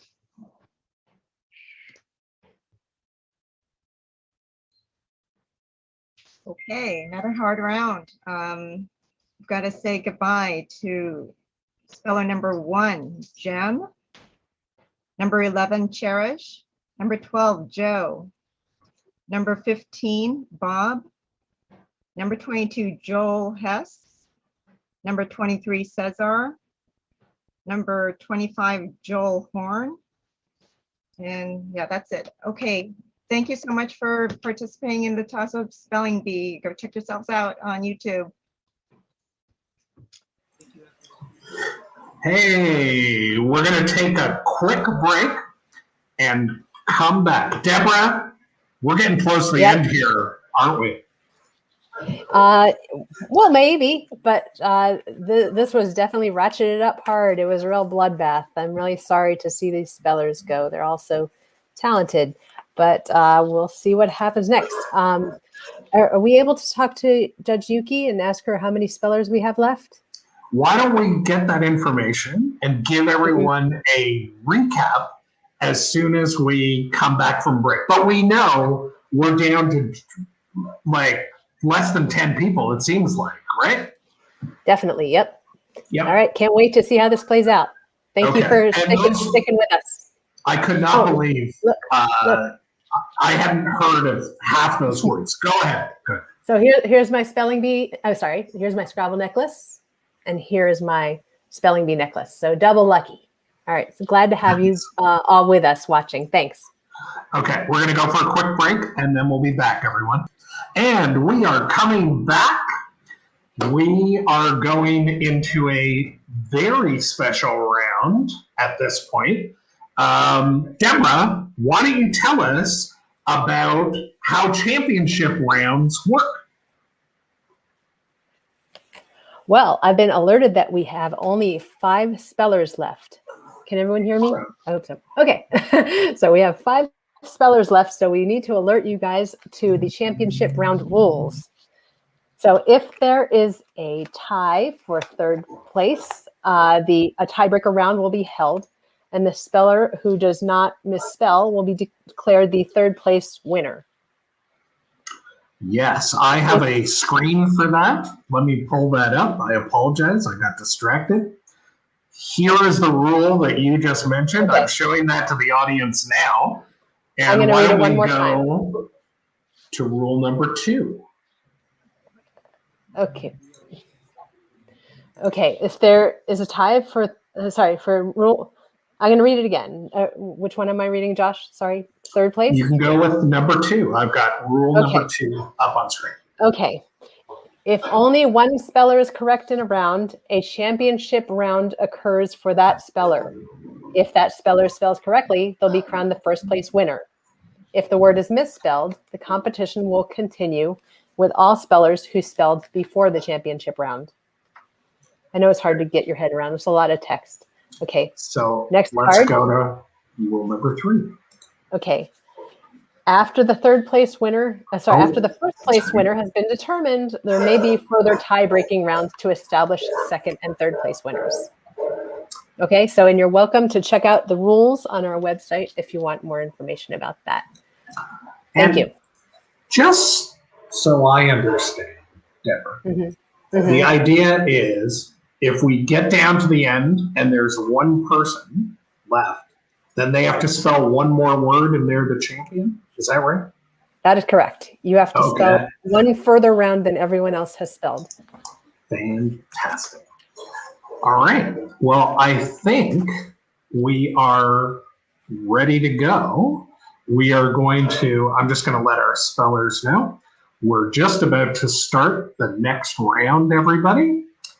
And we're going to take it over to you, Cooper. All right. So with that, I believe we'll start round 6. We are down to our final 5 spellers. So congratulations to you all. And we'll start with speller number 8. There's some feedback on YouTube.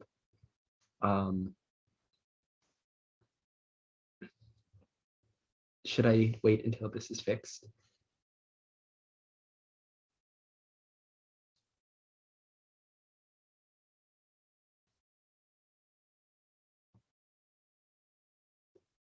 Is the feedback still occurring with me?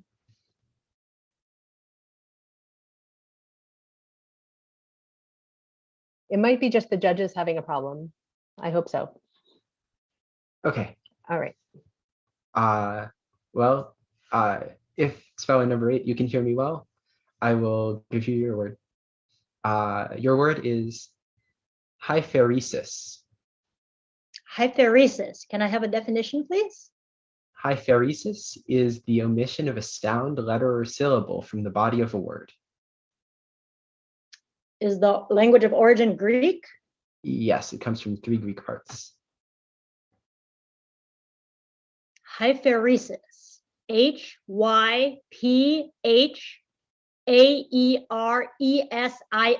Hypheresis. That's correct.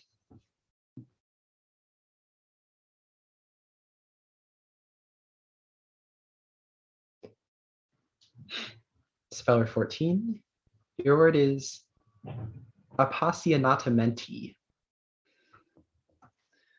Appassionatamenti? Not quite. Appassionatamenti? Yes, appassionatamenti. Is this musical terminology? Yes, it means with passion, as used in a direction of music.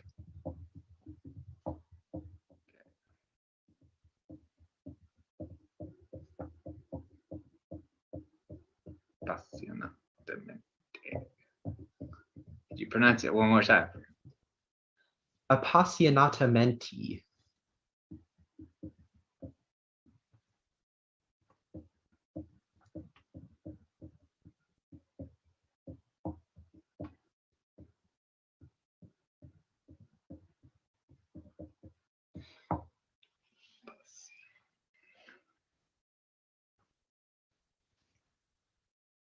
Appassionato.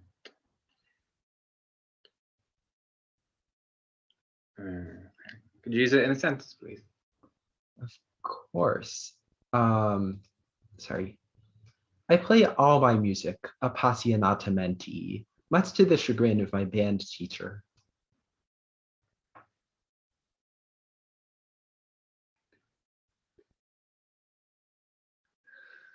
Appassionatamenti.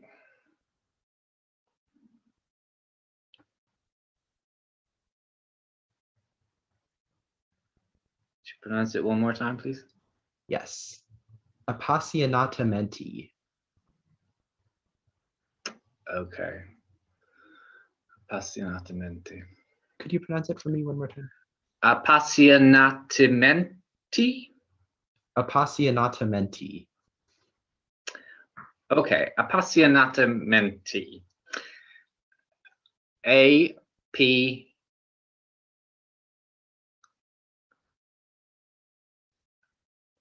A S S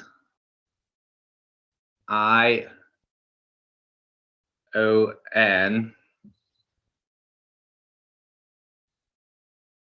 A-T A-M-E-N-T-I. Appassionatamente. I'm sorry, appassionatamente is Appassionatamente. Oh, okay. 2 letters wrong, so fair enough. Thank you.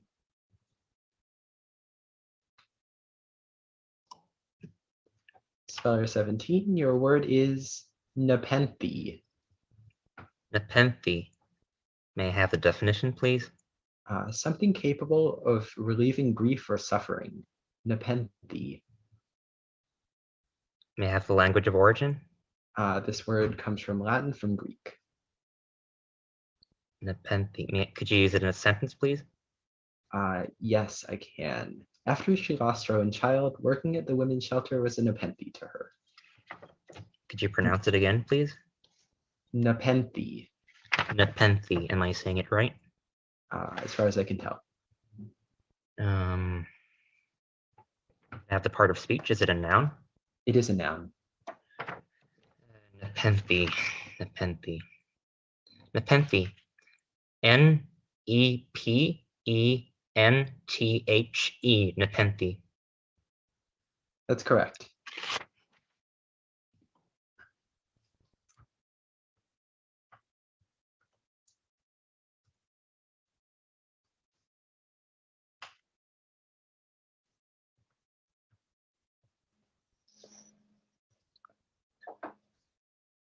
All right, speller number 21. Your word is travali. Language of origin, please. It is unknown. Definition, please. Trevally is an Australian food fish. Trevally.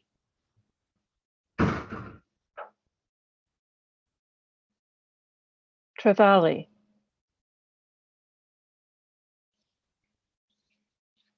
T-R-E-V-A-L-I.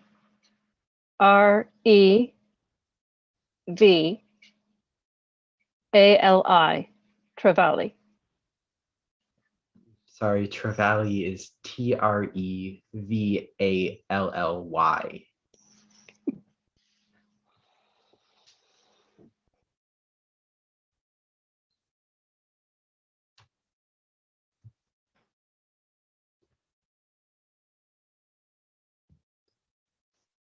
Okay, speller 27. Your word is juvabione. Just say that again, please.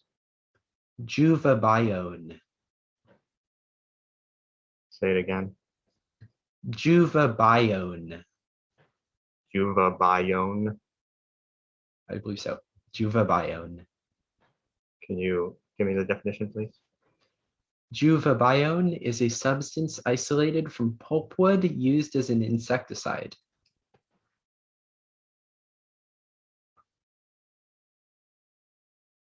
Language of origin, first. Juvabione comes from a Latin part, a part that came from a genus name from Latin, and an English suffix. Say the word again, please. Juvabione.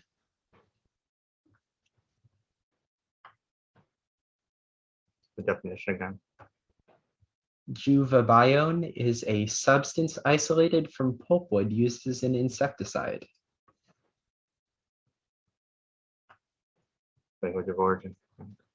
Juvabione comes from a Latin part, a part that comes from a genus name which took it from Latin, which came from Latin, and an English suffix. Say apart from a genus name taken from Latin. So you said. Yes. A Latin word that became a genus name before it became part of this word. And word one more time, please. Juvabione.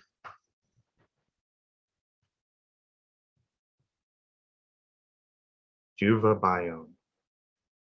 Could you pronounce that one more time? Juva biome. Yes. J U B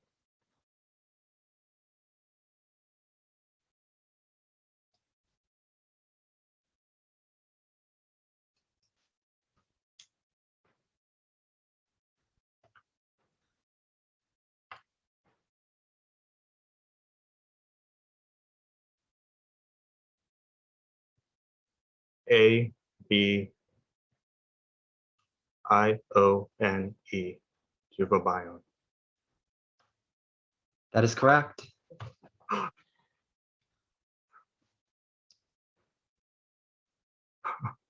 Okay. Okay, so we lost 2 spellers on that round.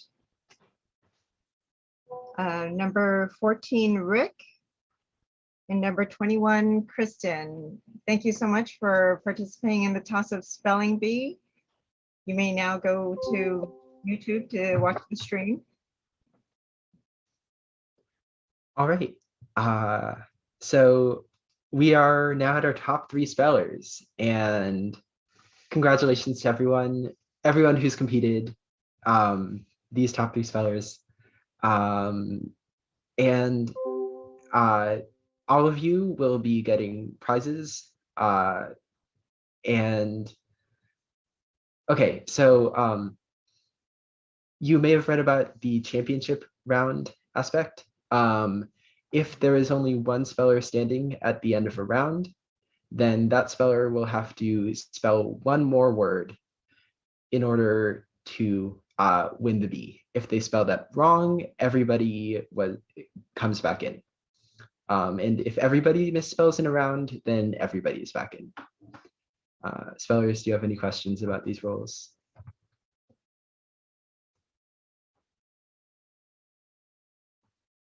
Okay, that's great.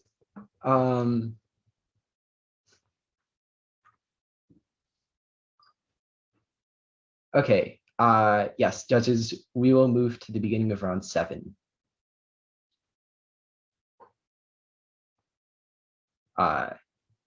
Yes.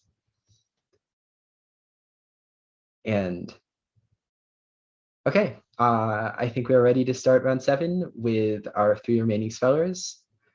Speller number 8, are you ready? Yes. Judges, are you ready? Yes, okay. Speller number 8, your word is Puraroka. Puraroka. Can you say it again, please? Puraroka. Can I have a definition? Puraroka is a tidal bore, especially at the mouth of the Amazon. Language of origin? This word is originally from Guarani and passed into Portuguese. Maybe, are there alternate pronunciations? Yes, there is one. Puraroka, Puraroka. Puraroka and Puraroka. Yes. Can you use it in a sentence? Yes, I can. He was swept down the Amazon by the Puraroka.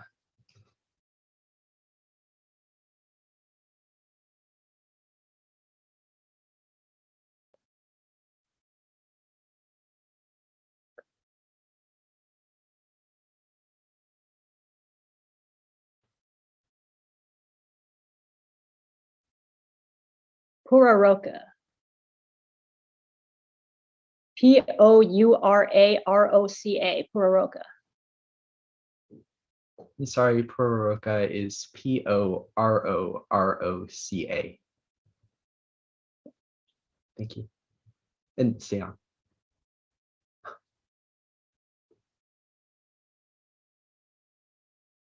Okay, speller 17. Your word has a homophone. The word is league.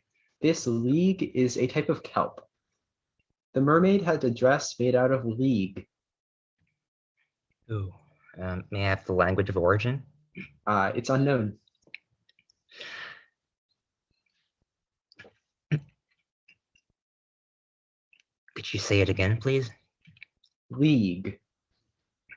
League. Um,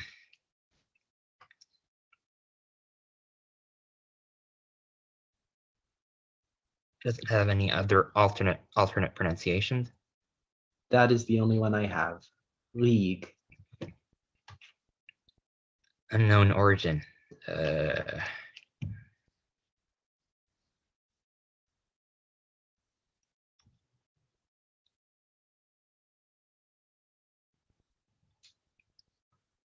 Could you use it in a sentence, please?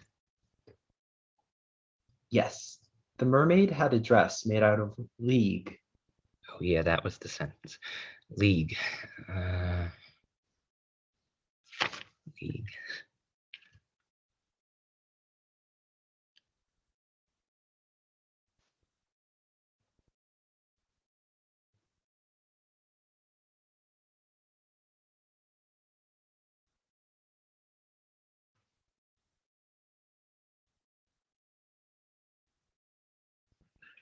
League.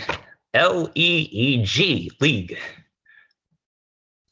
Oh, Sorry, league is Leag. Very good guess.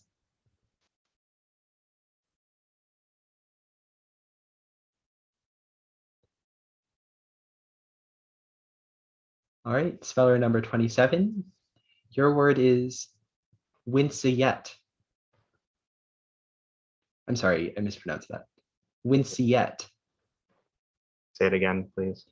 Winceyette. Winceyette. Yeah. Definition, please. Winceyette is a British flannelette of cotton used in underwear and pajamas. Winceyette. Language of origin, please. Winceyette is an alteration of English. Sorry, Winceyette is from an alteration of an English word, which came from an English place name, plus a French combining form. Can you say that again, please? Language of origin. Winceyette comes from the alteration of an English word, which came from an English place name, plus a French suffix. So it's from one of the parts is from a word that was derived from an English place name? Yes. Say the word again, please. Winceyette. Winceyette.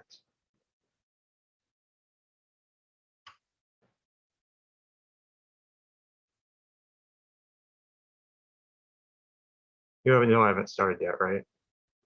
Would you say that again? You know I haven't started the word yet. Yes.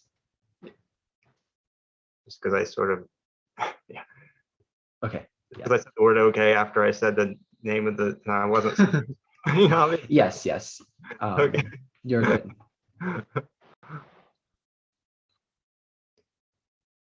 Okay, can you say the word one more time, please? Winceyette.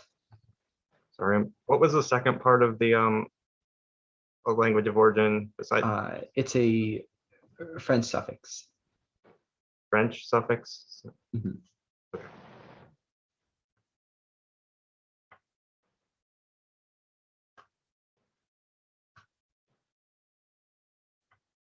Here, definition one more time. Winceyette is a British flannelette of cotton used in underwear and pajamas.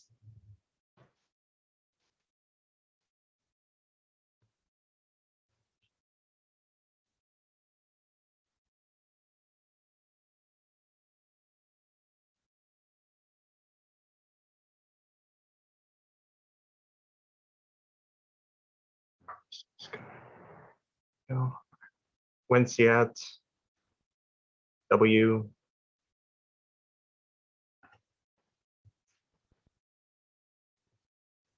I. N. C. I. E. T. T. E. Winceyette. I'm sorry, Winceyette is Winceyette.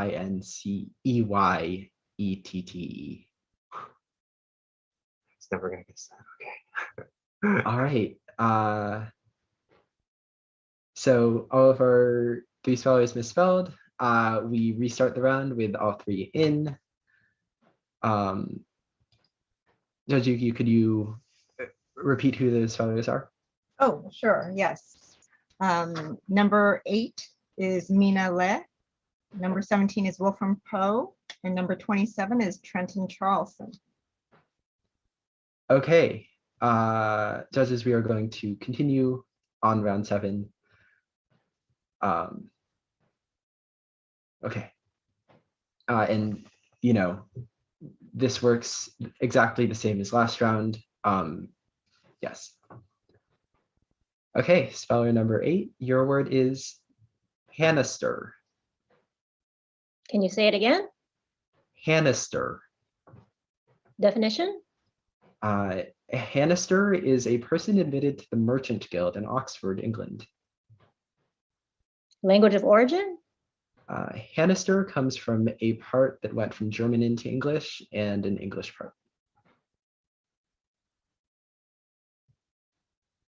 Hanister.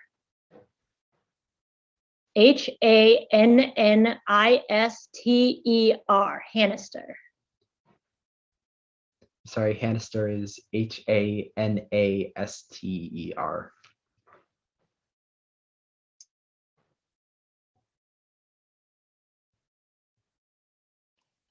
They're all not Scrabble words. That was intentional. Yeah. Speller 17, your word is Teepany. Teepany. Teepany? Teepany. Teepany. May I have the definition? Teepany is a badge of authority of the Hopi Indians consisting of an ear of corn decorated with feathers or a valued stone and displayed by a chief or priest. Teepany. May I have the language of origin? This word comes from Hopi.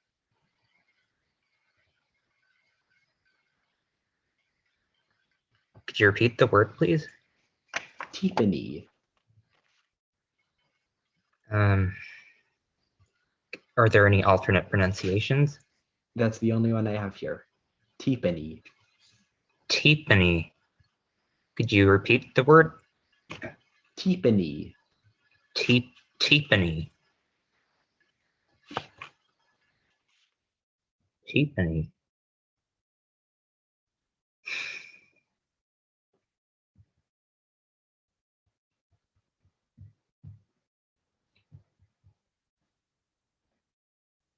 Teepany. T-I-P-A-N-I. Teepany. Sorry, Teepany is T-I-P-O-N-I. Good guess.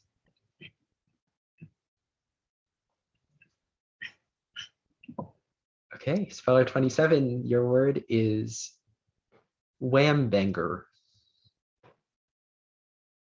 Say that again, please. Whambanger. Definition, please. A whambanger is an Australian pouched mouse.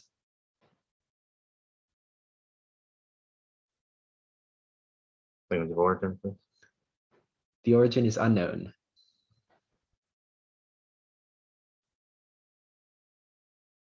Say the word again, please.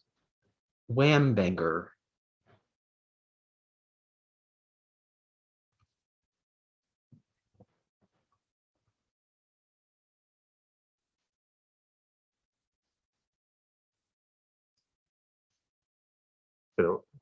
Repeat the word. Whambanger. Whambanger. As far as I can hear, that's correct. Use it in a sentence, please. Yes. The whambanger would have made me scream when it scurried into the kitchen, but it is too darn cute.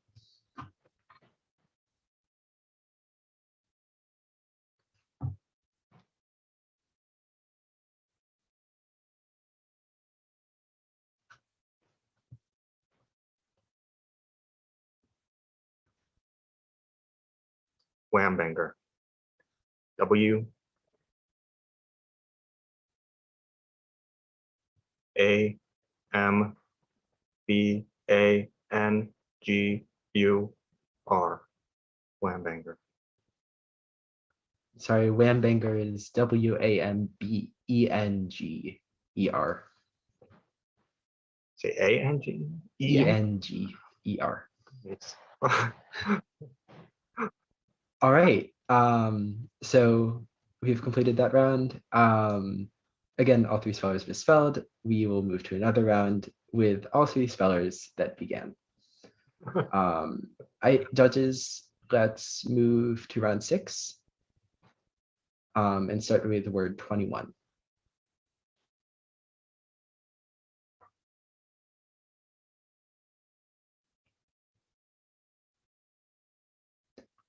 Judges, are you ready? Cooper, can you hold on a second? Yes, We're, of course. we're going to round 6, you said? We are going to round 6, word 21. So the round 6 list, word 21. Yes, Okay, you have to give us a second there. I will. Thank you. Just take a deep breath, spellers. Okay, did you take me off? Okay. Oh, we're still seeing. Okay, Okay. I'll not give that word. Okay, so we're going this way.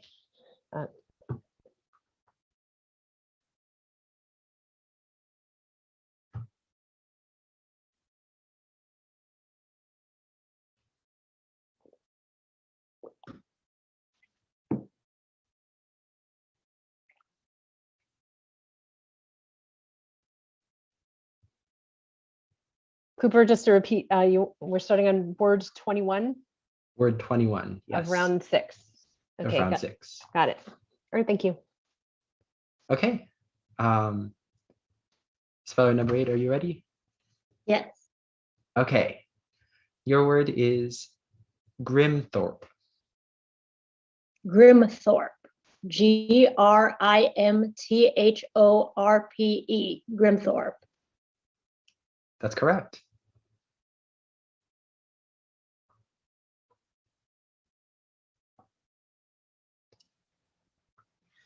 Turn. Speller number 17. Your word is Mansonism.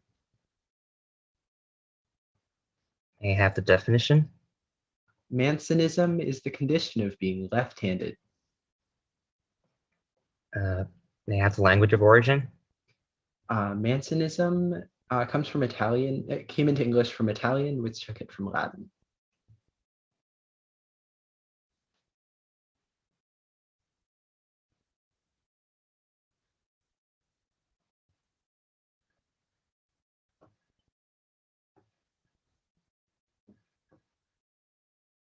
Could you pronounce the word again, please? Mansonism. Are there any alternate pronunciations? Very slight difference. Mansonism, Mansonism. Oh, could you repeat that? Mansonism, Mansonism. Oh, I see.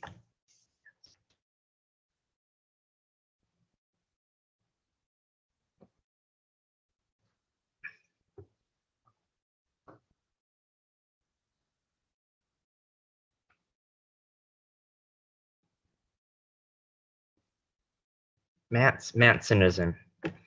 Mancinism. Mansonism. That's correct.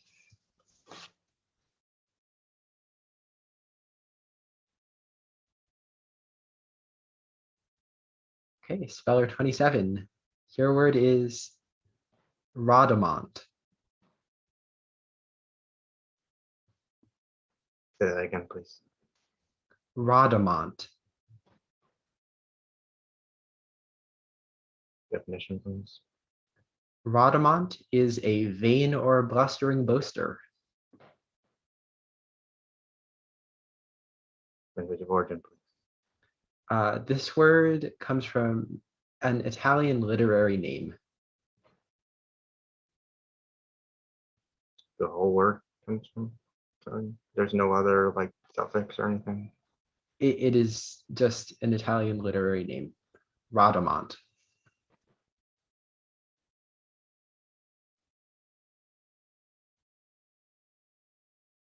there any other pronunciations? Yes, Rhodamont, also Rhodamont.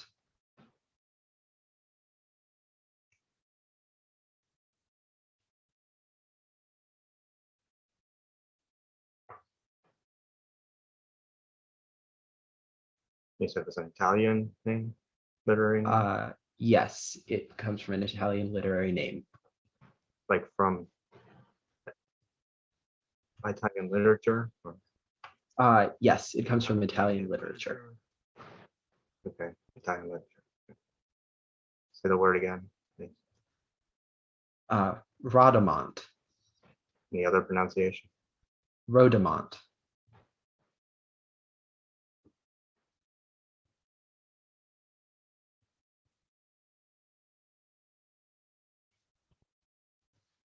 Rhodamont. R-O-D-I-M-O-N-T. Rhodamont. I'm sorry, Rhodamont is Rodомont.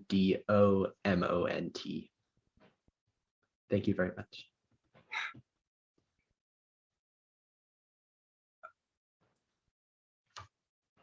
Okay, Cooper, I don't know if I'm supposed to take him from here or you're supposed to take it, but Go ahead. okay. So the only elimination for this round was number 27, Trenton. Thank you so much for participating in the TOSSUP Spelling Bee. You did come in third place, which is fantastic. But you're dismissed and can watch on YouTube. Actually, wait. Should we have him stay here? Oh, I don't know. I know. Never mind. Is that what happens? I'm not sure.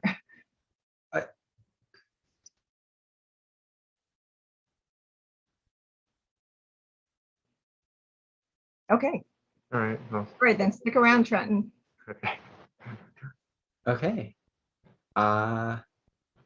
Well, if we have no further questions or comments, we'll move on to the next round with our top two spellers.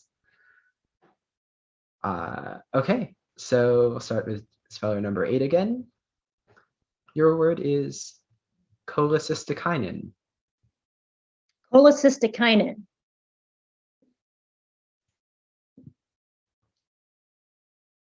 Are there any alternate pronunciations? Yes, there is cholecystokinin, also cholecystokinin.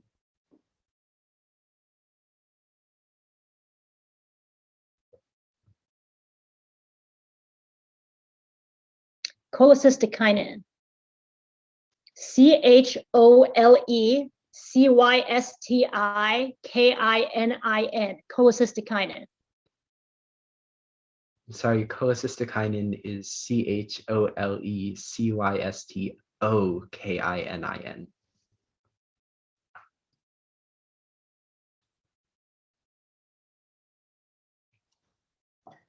Wow. All I right. thought the same as Mina. I think we both know the word. Mina's a doctor. But I would have spelled the same way. It's a tricky word. All these words are tricky. You guys are amazing. All right, speller 17. I'll give you your word. Your word is flagitious. May I have the definition? Flagitious means scandalous. May I have the language of origin? Flagitious comes from a part that went from Latin into English, plus a Latin suffix. Could you use it in a sentence, please? It was a flagitious situation when we found out he left his wife. Flagitious. Flagitious. Are there any alternate pronunciations? No, but just to be clear, you're not allowed to write or anything during this. Oh no, I just dropped the rules. Oh, okay, gotcha. Yeah. Flagitious, yes. Flagitious.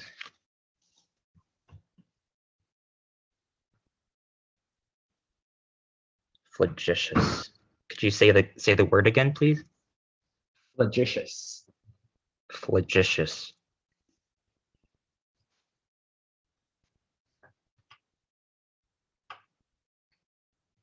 Flagitious. Flagicious. Flagitious. Sorry, flagitious is Flagitious. Oh, yes. Okay. Okay. Both spellers misspelled in this round. We are going to start again with speller number 8 with both spellers reinstated. Wolfram, you were very kind for your comments earlier. I also could not spell flagitious for the record.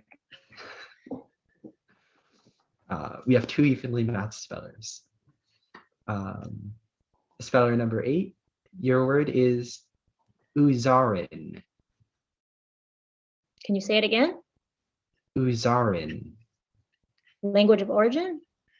It comes from a part with unknown origin plus an international scientific vocabulary suffix. Definition, please.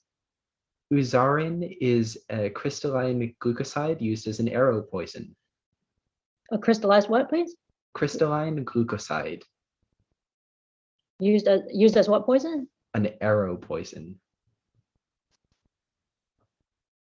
Can you say the word again? Uzarin. Are there alternate pronunciations? That's the only one I have listed. Uzarin? Am I saying that correctly? As far as I can tell, yes. Uzarin. Uzarin. Uzarin. Uzarin. Uzarin? That's correct.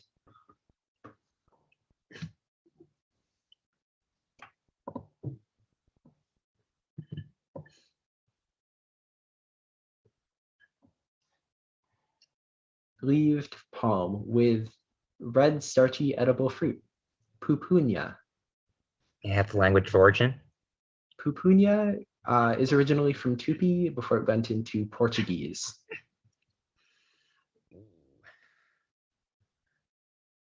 Pupunia. Pupunia. Are there any alternate pronunciations? That's the only one I have listed.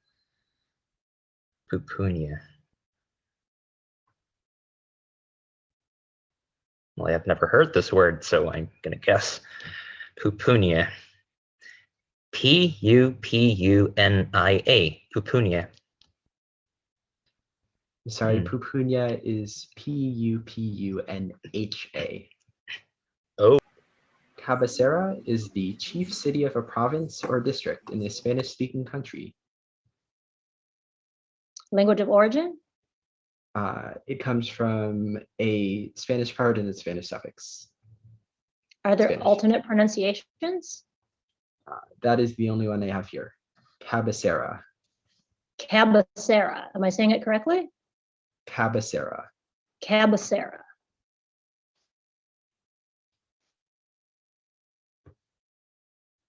Cabecera. Cabocera.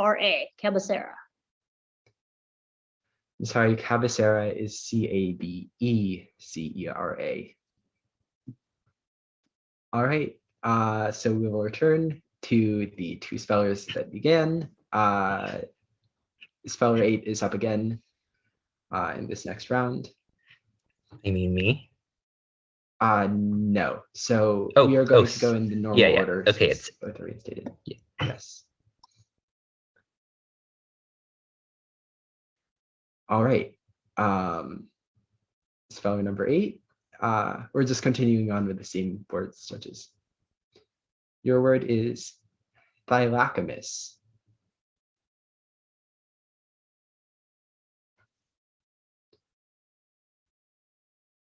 I think she's frozen. Yeah, you're frozen. You're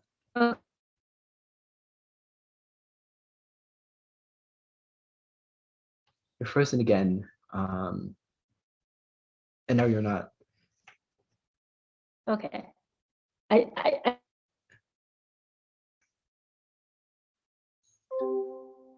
Can you hear me? Yeah, I can hear you sort of choppily. Can you repeat the word, please? Yes, the word is thylakomus. Definition, please. Thylakomus is a genus of Australian marsupial mammals comprising the rabbit bandicoots. Language of origin. This word was formed in New Latin from two Greek parts. Alternate pronunciations. That's the only one I have here. Thylakomus. Thylakomus. Am I saying it correctly? Yes. As far as I can tell. Thylakomus. Thylakomus. Thylakomus. Thylallacamus. Thylakomus. Thylakomus is Thylakomys.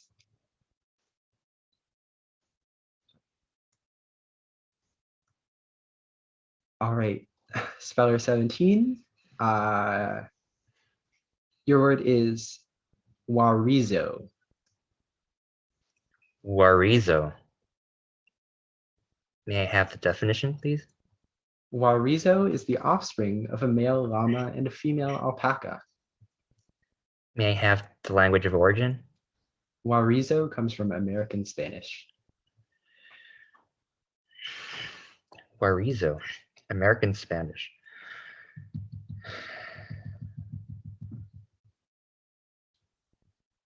Are there any alternate pronunciations? Yes, there is one.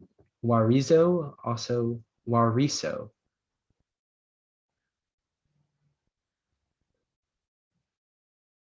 Oh, yeah. Warizo, Huarizo, Warizo. That is correct. It's my turn for the championship word. Yes, speller number 17. If you spell this word correctly, you will be our champion. Lucky bear. Your word is terriferous. Terriferous. May I have the definition, please? Terriferous means bearing towers.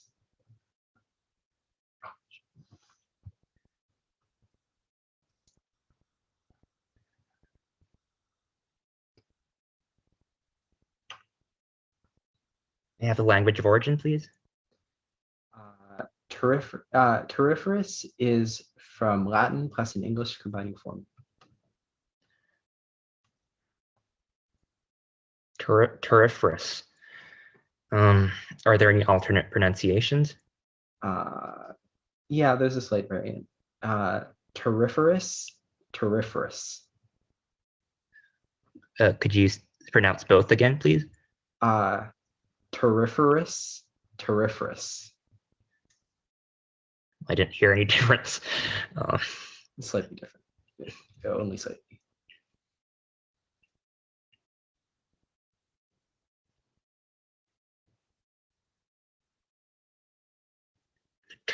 Terriferous.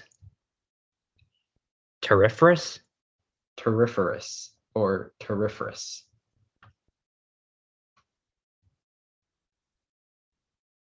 Terriferous. Turriferous. Terriferous.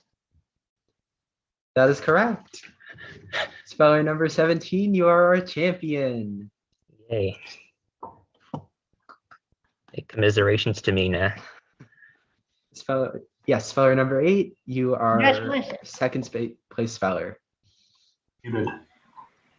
Okay, I'm unmuted. Hello.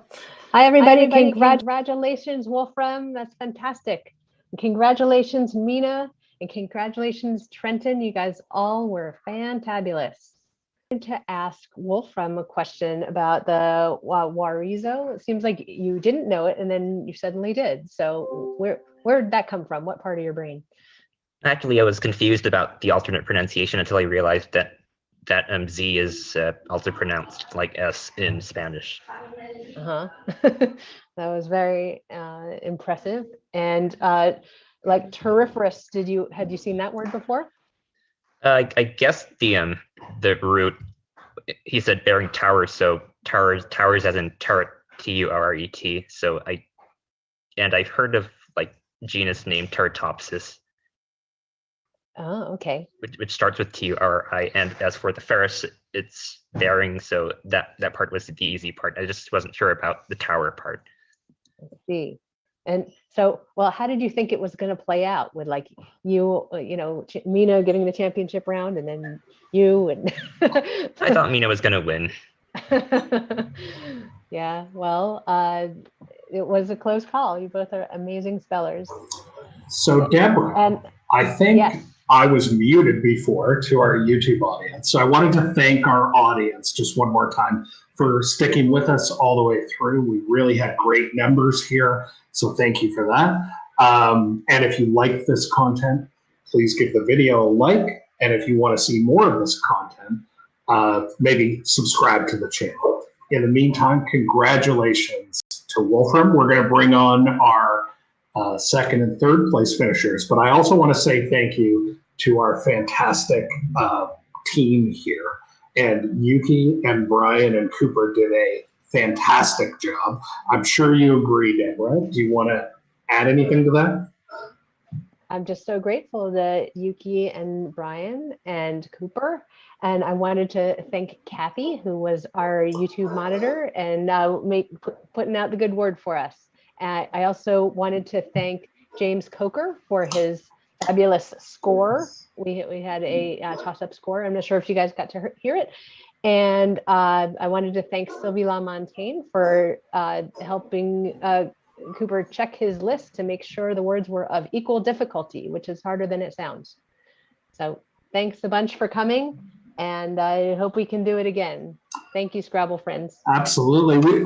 I do want to just check in with second and third places. So Yuki and Brian, if you can wave goodbye, and then Brian, let's bring in our second and third place finishers. And thanks so much, Yuki and Brian. You guys did an amazing job.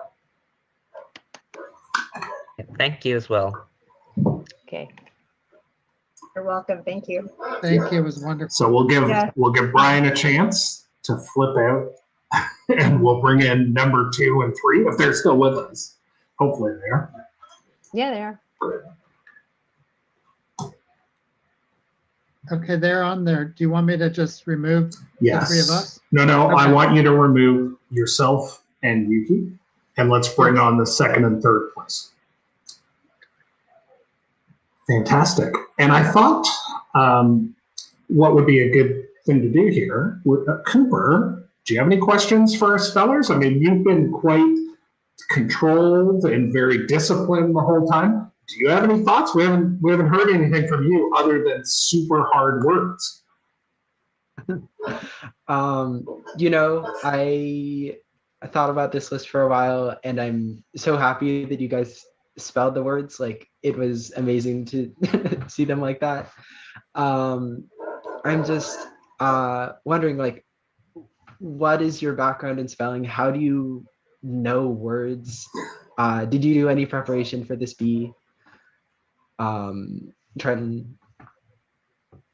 Well, I mean, I've been playing Scrabble for, I don't know, since I was very young. I mean, mostly just playing, counseling family members and playing on the computer and stuff until I found out there was a club like a couple of years ago, like 3 years ago, like when I graduated. And I'd started writing crosswords in college. I found that you could submit to the New York Times, and so I've been doing that. I've had 28 so far, and going. So yeah, I mean, I just like words. I, you know, played a lot of word games and like, you know, stuff like that growing up. I'm interested in all like wordplay and all that sort of stuff, and you know, palindromes and anagrams, that type of stuff. So Trenton, did your knowledge of crosswords ever come into play with knowing a word in the spelling bee? There were some I knew from others, like, I mean, Ocotillo, like I've seen that before, and I don't know. I mean, the stuff like the language of origins, and I never studied those, and so that's. I mean, like Spanish, I took Spanish, so that would help me. But a lot of the other, and if I know like just another word with a similar suffix from some other language, like French suffix and stuff like that. But like, I mean, I know a lot of people who are like, really prepared for spelling bees do a lot of studying suffix and stuff, and I never really did that. So. Well, if you just know all the words, then you don't need to know suffixes or word roots, right? You just know everything. Like our friend Jem, I'm not sure if he's still on, but Jem just liked going through the dictionary page by page. So that's another way to learn all the words. Yeah, Mina, the trouble is the dictionary was different for this competition. Yeah, that's true. Yes. Now- So Merriam-Webster Unabridged, you even have to have a subscription to even get access to the words. So you have to be pretty hardcore. So I get that as for Cooper as a birthday present every year. It's like, I want all the words, and the words keep changing. I read that that dictionary.com like added like 600 words this year because there were so many words about like social justice and COVID and stuff, like, so the language keeps growing. There's no book that could contain it. But back to Mina, could you tell us about your did you practice? What did you bring to the table before you were able to spell here? Yeah, so my background is I was the Minnesota State spelling champion. So I made it to 13th place at nationals. And in terms of Scrabble words, like I've never studied as much as a lot of the other people around my rating, but I love words and I love word origins. I took French in high school and Greek in college. And for this particular bee, I did very little.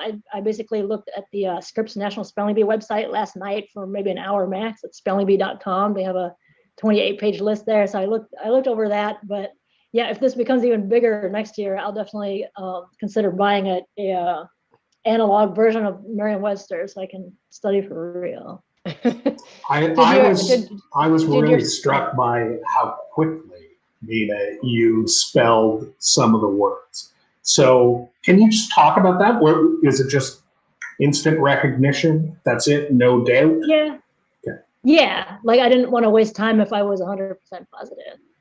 Fantastic. So Mina, did being a medical doctor help you out with any of the words today? Oh God, not enough. I'm sure I'm going to catch flack for misspelling cholecystokinin. It's those schwas, the schwas of the English language. Sister, that I did an I and it was an O, and maybe I should have known that because I know cholecystectomy and cholecystitis from medicine. So that was a bad miss. I mean I don't have an excuse for that one. Well, you're a good sport about it anyway. So, all right, Wolfram, can you answer that question as well? Please. Oh, sorry. What was the question? Oh, like how I prepared? Yeah. I didn't really prepare actually. I was going to read through the dictionary this afternoon, but I fell asleep, so I actually did nothing. Well, worked out for you. Well, yeah. Congratulations to everyone. Thank you, Cooper. And I want to extend a special thank you to Deborah, who was really the creative force behind this project, who came to me, brought me in. We were able to somewhat competently execute this. But Deborah has been amazing through this whole process. So thank you very much. And it was a real pleasure to get a chance to work with you, Deborah. Oh, I feel the same. It was great. Like you brought it to another level. I was just going to make it really a low-tech little Zoom thing, but you're like, let's do bigger. So I really appreciate you for pushing me to make it a bigger, better event. Well, most of all, I'm so happy that so many people watched and are still watching us now. But we're gonna wrap up. This content will live on YouTube. So if you missed any part of it, you can catch up on it afterwards. And who knows, maybe we'll cut some highlights or something like that. But thanks, everybody. Why doesn't everybody give the audience a big wave goodbye? If you're comfortable, give them a kiss goodbye. And this has been the TOSSUP Spelling Bee. Thanks, everybody. All right. Thank you. All right, let's get out of here. All right. Goodbye, everybody. Have a great rest of your weekend.